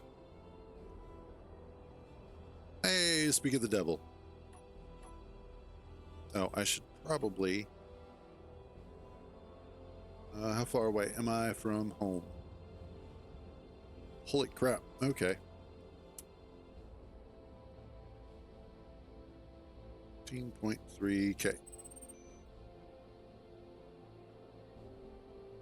Oh my god, yes. The number of cow and badger crap.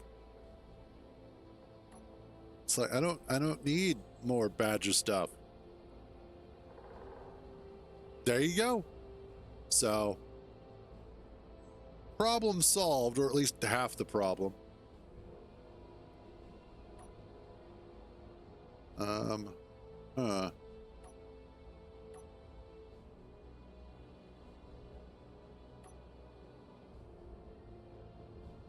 New problem. How do I get down there? How do I get back up? This is why I like playing with smooth voxels or not so smooth voxels. Does make it a little bit easier to traverse the terrain in a way that isn't going to cause me to break my vehicle. It looks like this might be where I need to go. We'll see.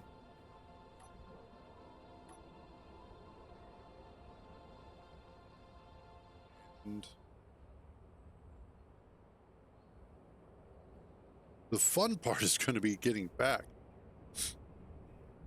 There you go.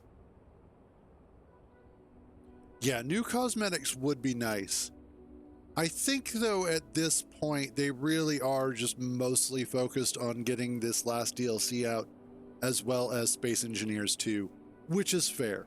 I mean, when you have a limited amount of resources to work with, it makes sense that you're going to put them in... Oh, fuck.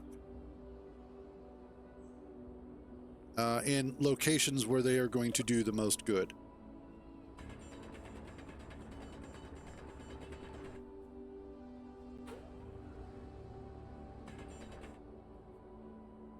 Oh, no, no, no, no, no, no, no, no, no, no, no, no.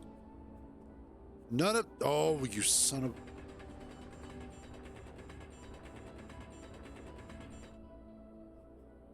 Again!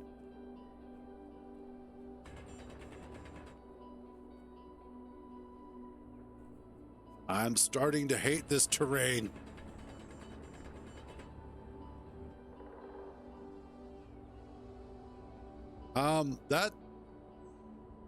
That's a new one. It's funny how many people are like very anti-SE2, and I don't understand why. But, I mean, glad everybody has an opinion on it.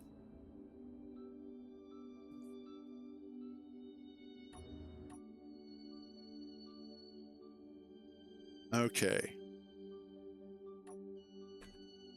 I need one of my... I know, right? Okay. We'll turn you off.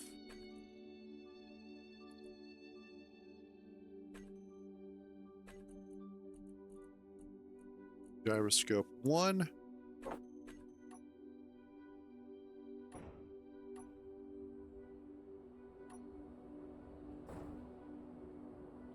All right.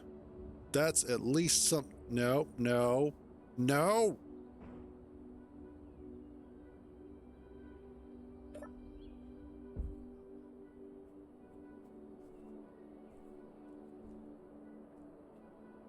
I hate you already. I hate this so much.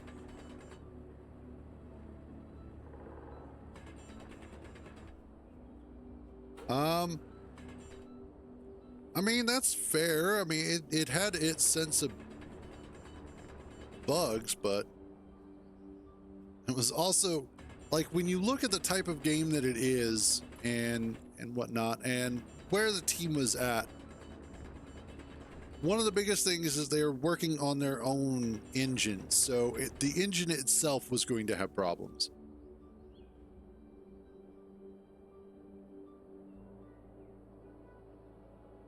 I've already seen that they are doing it better.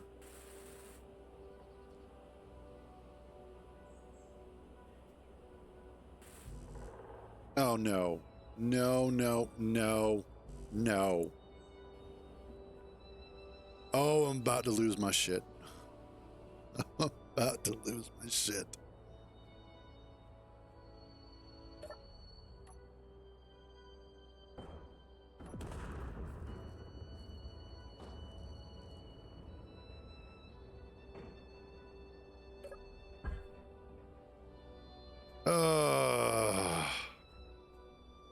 Well, that's the second rover that I've destroyed.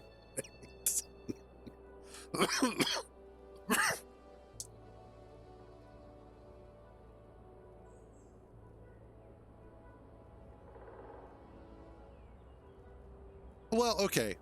So here is where I would argue against the idea that, oh yeah, I absolutely did the flip and then flipped the fuck out.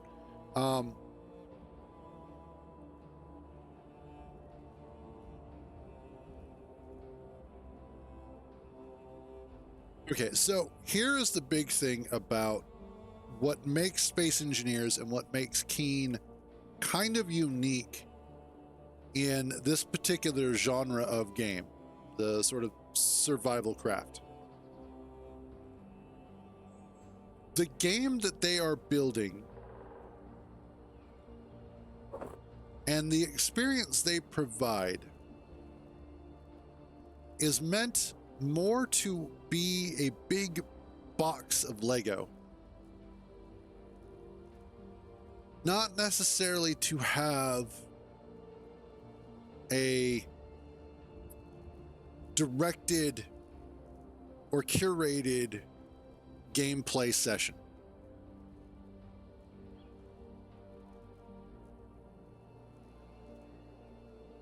And I think that's where we sometimes have problems, is that we are so used to playing games that tell you to go from point A to point B to point C, that when a game just says, good luck, we tend to go, but what do I do? How do I do this? How do I game? And that's where we tend to have some issues.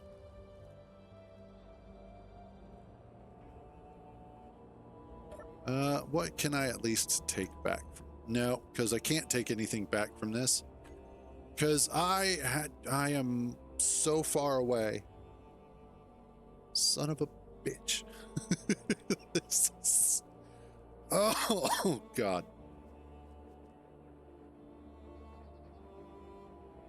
Oh, because the only way I'm getting back in a timely fashion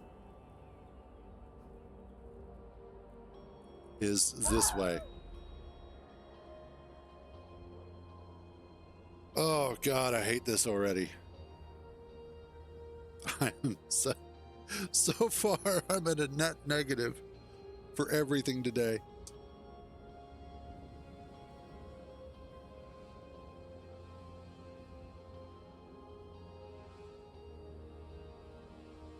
I don't have access to Cobalt, so I can't.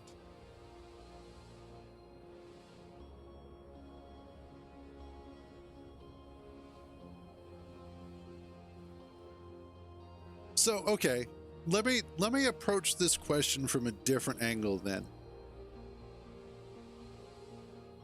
What would make Space Engineers a better game for you? If you were designing Space Engineers and you have Space Engineers 1 as your sort of foundation to work off of. What would you do to it to make it a better game in your view? I think that's the better direction to go at it from.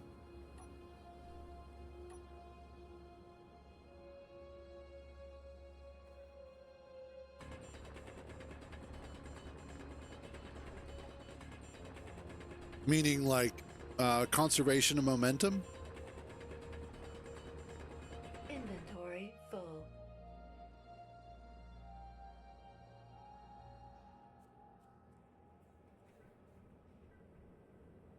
Drop that off.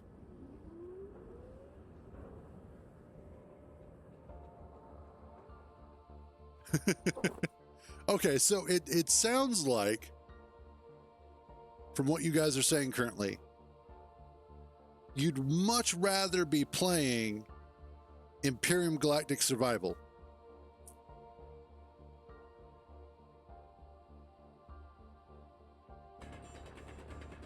Because that's kind of what it sounds like.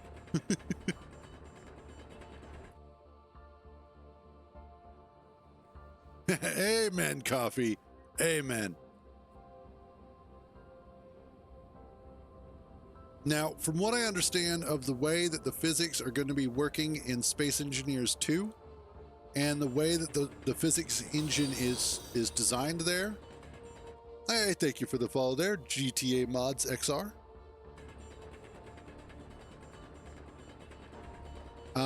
But the way that the physics work is that they've actually solved most of the issues of Clang.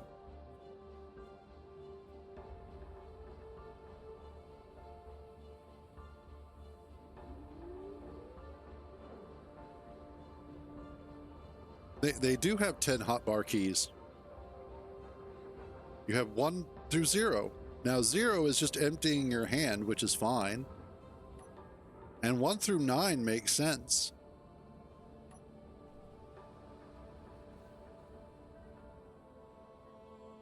I can understand usability though. Like there are some aspects that it would be nice if it was either better explained or just made more general sense.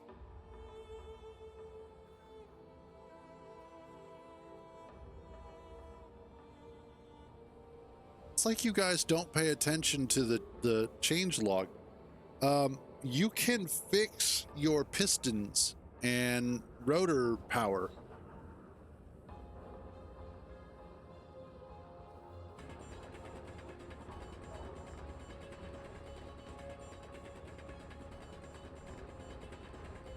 Inventory full. Here, okay. So let's solve one of these problems here real quick for you guys. So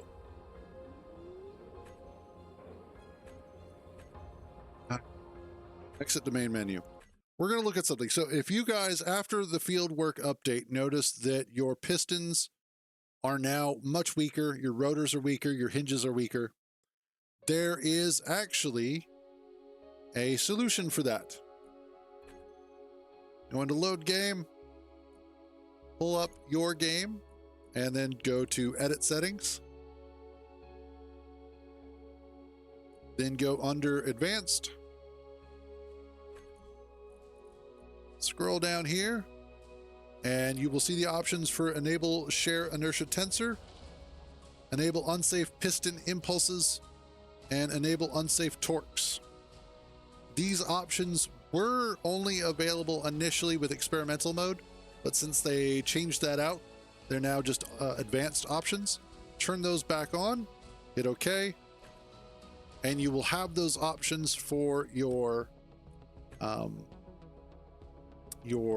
pistons, hinges, and rotors. Oh my.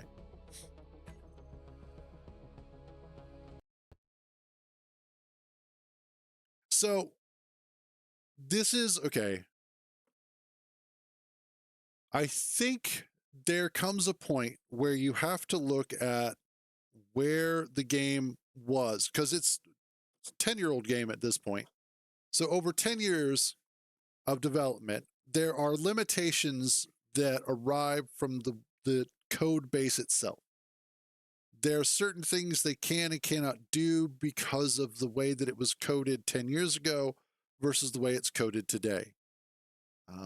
They would probably have to do a major refactor of the entire engine in order to start adding some of the stuff that we would like to have. Hence, why we have Space Engineers 2.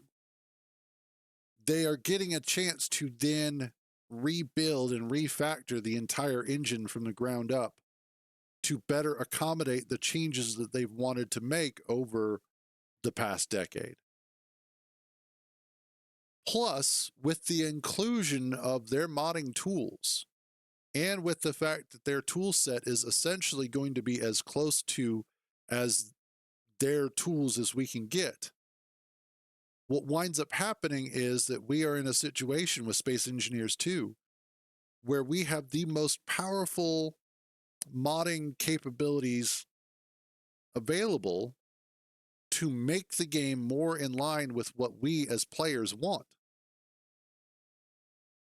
There are very few companies out there that give the players that level of access to the engine in a way that allows you to make the game more your own. On top of that, they have been listening to a lot of the feedback.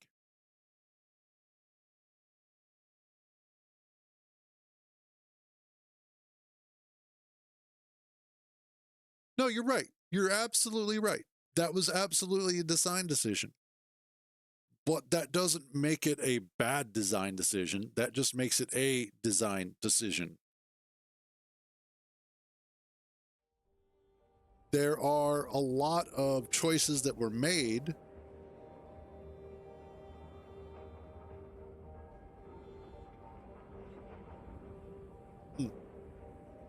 You may see it as a bad design decision. That doesn't necessarily inherently make it bad.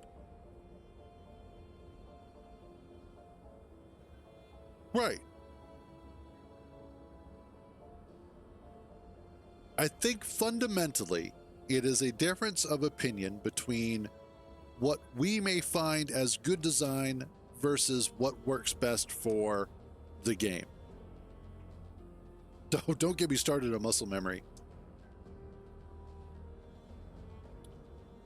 The number of times where I have spent hours playing Warframe, I go to switch to another game and bullet jump and can't. Yeah, muscle memory is a thing. Don't get me wrong. I am well aware of it. But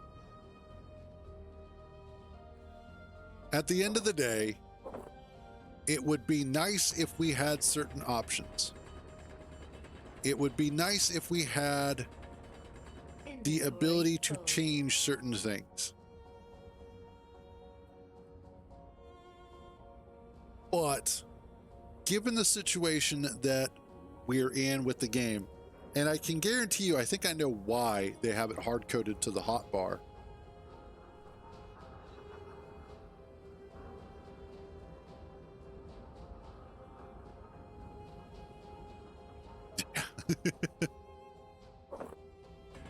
And that's just it, too, is how many times have we played a specific game, switched over to a different one, and the keys don't line up? Lots of games are like that.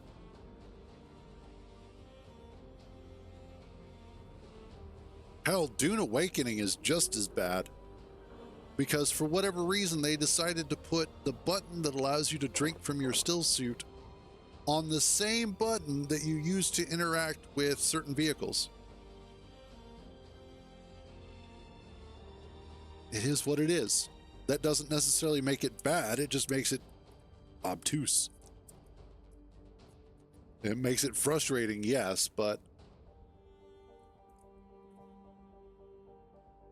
because then you also have to consider the fact that the game is also on console. I was down there and didn't collect anything. Story of my life. Well, I did, but I didn't. What's really sad is the number of times I've been playing Dune after playing Space Engineers. Like, I'll be streaming SE for several hours, and then I go to play Dune, and I'm building on the Inventory full. base or something, and I go to hit X to turn on my jetpack, and it doesn't work, and I'm like, damn it.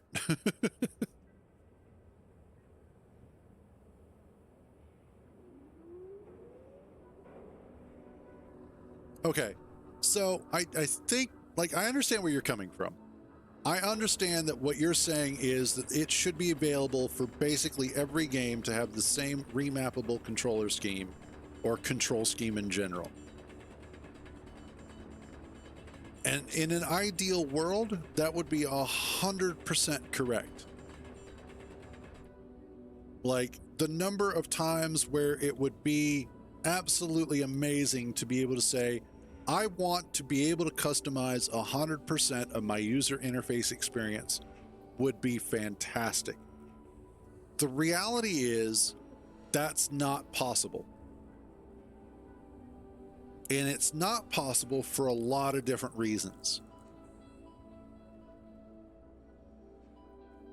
Depending on the approach that is used for the user interface and the technology that was available at the time that it was created, you may or may not be able to get away with it.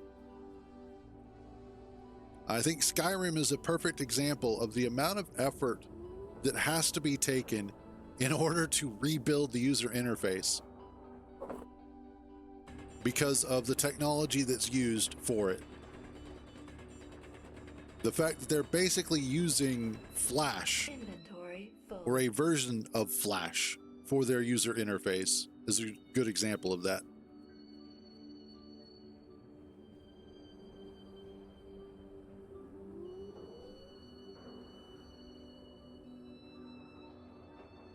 At the end of the day, it's easy to make critiques of a game, because I do it too. I'm horrible about it. I'm constantly talking shit about Star Citizen.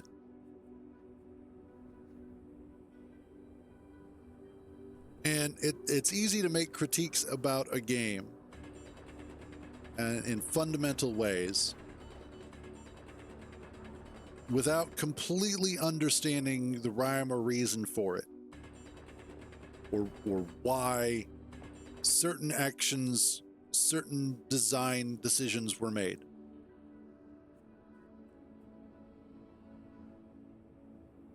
Yeah, exactly. And it's just one of those, it's just like every control scheme out there. It's something that you either learn to work around or you move on. Yes, it would be nice if we could remap it, but considering every other key that is used on the keyboard for the game, like, what would you even remap it to? That's the other thing.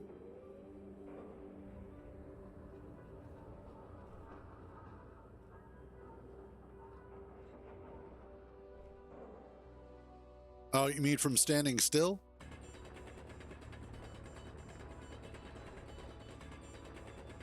Like a standing jump forward? That's something that I hope they fix in SE2. That would be nice. Yeah, like being able to... Okay, well, H is used for toggling your signals. So now you've got to move the H key somewhere.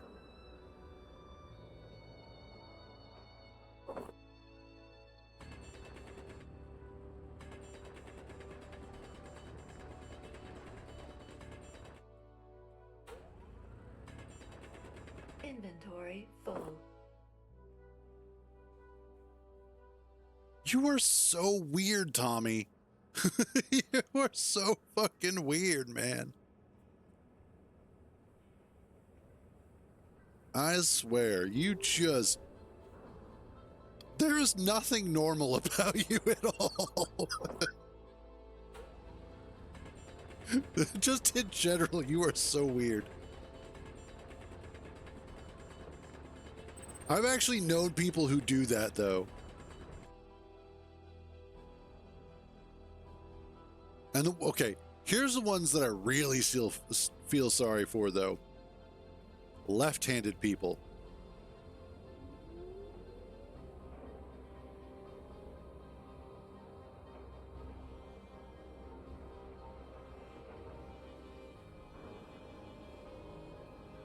Well, okay, so you're not okay.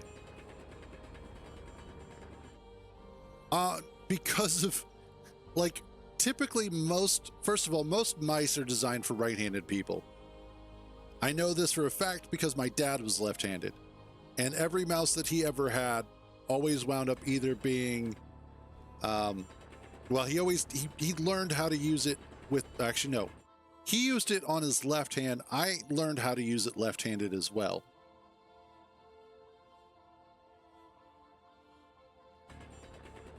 But just about everything is designed around a right-handed usability.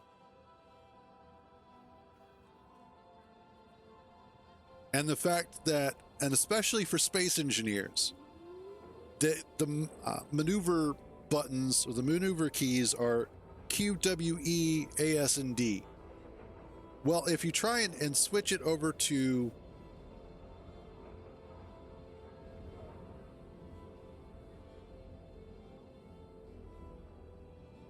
no, that's fair. That's fair. It's just in general. It's just like, I suppose, like controllers. You know, you learn to use it the way that it is. Because the keys, they don't swap the keys around. Although that would be cool to make a left-handed controller.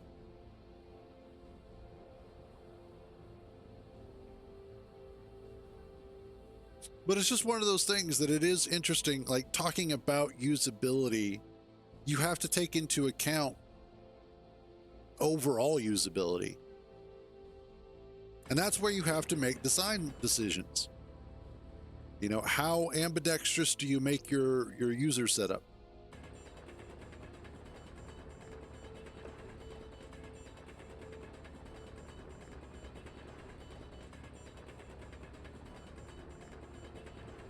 No, I'm not, and I'm not going to argue that. All I'm saying is that it is one of those decisions that developers have to make. How much can be changed? How much should be changed? How much should be hard-coded? How much should be open to change overall? You know, at what point as a designer do you start going, okay, we need to be able to move everything and we need to be able to move some things?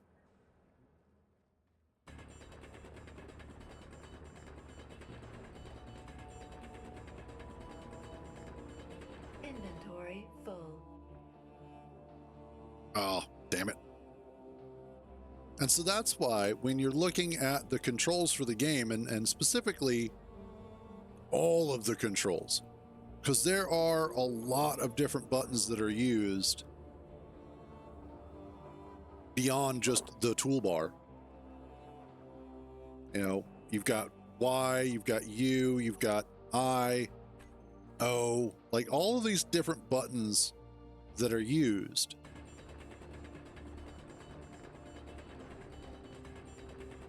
Yeah, pretty much.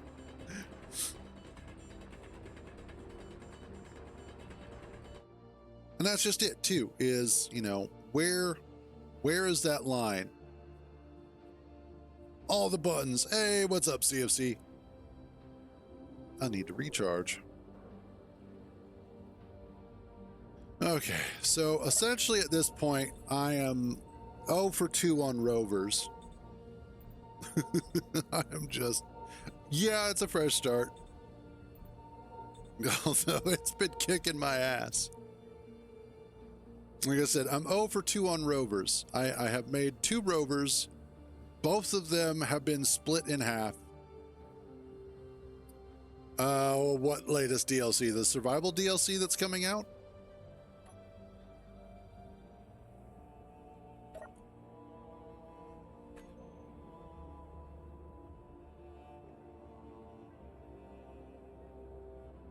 Well, the latest one has been field work.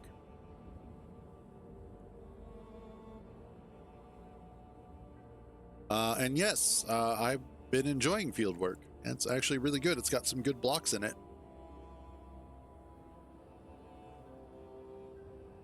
Yes, I have. That thing actually looks kind of cool. Although I would have no practical use for it because I don't really play first-person shooters that way. If I was going to spend money on controllers, I'd get flight sticks. Or a wheel. I wouldn't mind getting a steering wheel and pedals.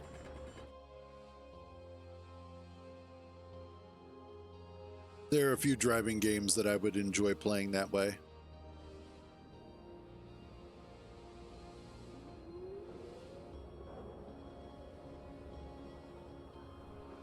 Some people just love to hurt themselves. I don't get it. It's like this one YouTuber that I watch. She does a lot of like VR stuff, but she set herself up with one of those sort of halo things that sort of like reads your mind, so that she could tie that into a mod for Skyrim so that you have to think about the spells that you're casting. Then she had a couple of haptic feedback vests and whatnot set up that actually hurt you when you get hurt in the game. And then she was also using haptic feedback gloves. She also had her NPCs set up with AI. And just, you know, the whole kit and caboodle. Yes, I've seen that one too.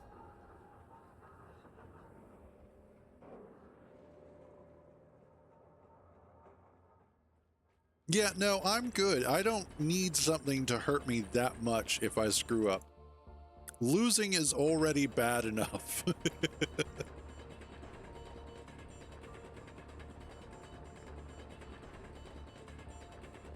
Oh, I love Code Miko. Inventory full.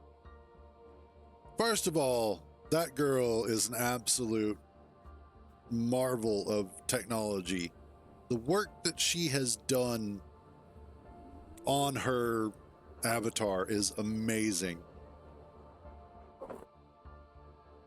But also, she's just got a really good personality.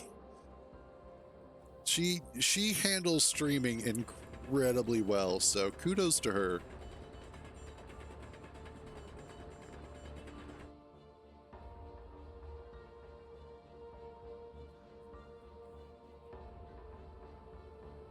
Oh, really?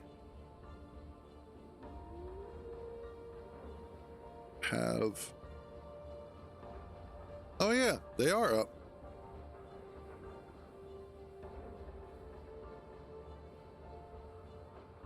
Let's put you over here.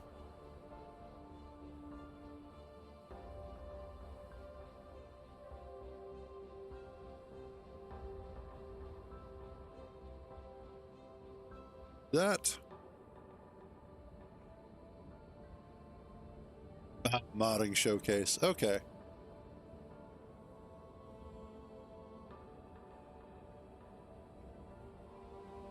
So it doesn't look like it's anything too major. They're just looking at a lot of the mods that have come out for Space Engineers 2, which is cool.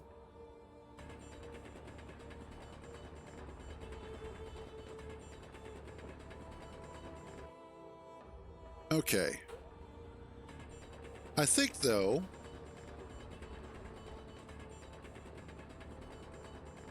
might go ahead and wrap this up for today. I like voxels, but mostly because I get to dig around in them.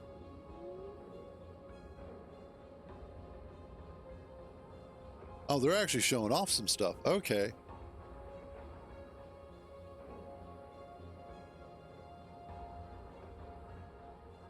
Looks like they're showing off some of the weather effects.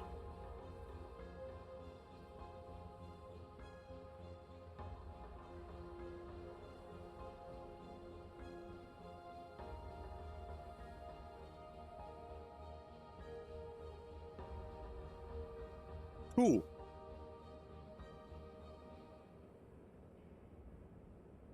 Yes, Space Engineers 2 Survival. Again, when that drops, when Survival for Space Engineers 2 drops, I will be switching primarily to SE2. That will become the replacement for SE1.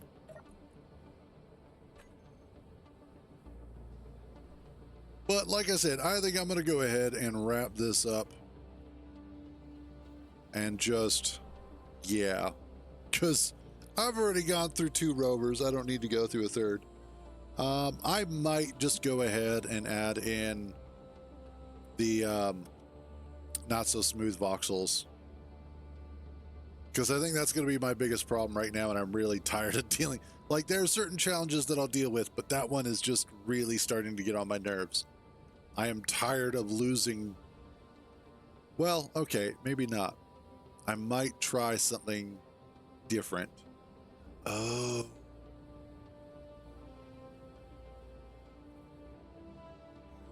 Yeah, so instead of smooth voxels, which makes everything like totally smooth, not so smooth voxels actually tones it down. It's somewhere in the middle. So you still get kind of some rough edges, but not so harsh where you've got like the fragments that are ripping through the terrain everywhere. So it's a really nice compromise. Give me a second. I'll see if I can pull it up here. I'm loving it. Not so smooth voxels. I'm sorry, what?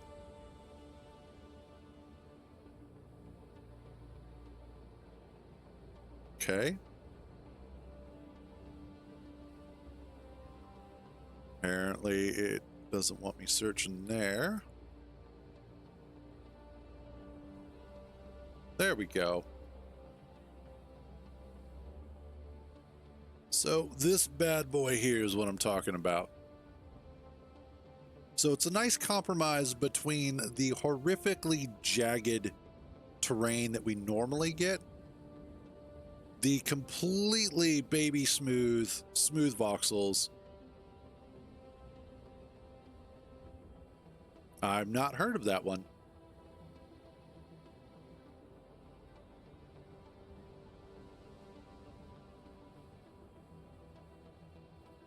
Yeah, it's a nice compromise between the two. Anyway, though, yeah, we're going to go ahead and we're going to wrap this up for today. I have a couple of ideas on how I can make the next rover. And specifically, hopefully, how I can make the next rover so that if it does go horribly wrong, we can at least fix it. There is a mod for modular encounters that does actually make caves. So that is something that is doable-ish. But yeah, caves, again, that's why I think Space Engineers 2 is going to be absolutely amazing. Cannot wait for that. Otherwise, though, there is the tutorial up on my YouTube channel for creating the simple early game drill ship. If you wanted to check that out, that would be cool. There's also the Real Gas Giants mod tutorial that's up there. If you guys have any suggestions for tutorials that you'd like to see, definitely either drop that on, in Discord or in a comment on the YouTube videos, and I'll see what I can put together. Otherwise, though, that is going to be it for today. As always, thank you all for joining me on these misadventures. So glad to have you guys along for the ride. You all have a wonderful day. Stay out of trouble. And remember, if you get caught, I don't know you. I will catch you guys tomorrow.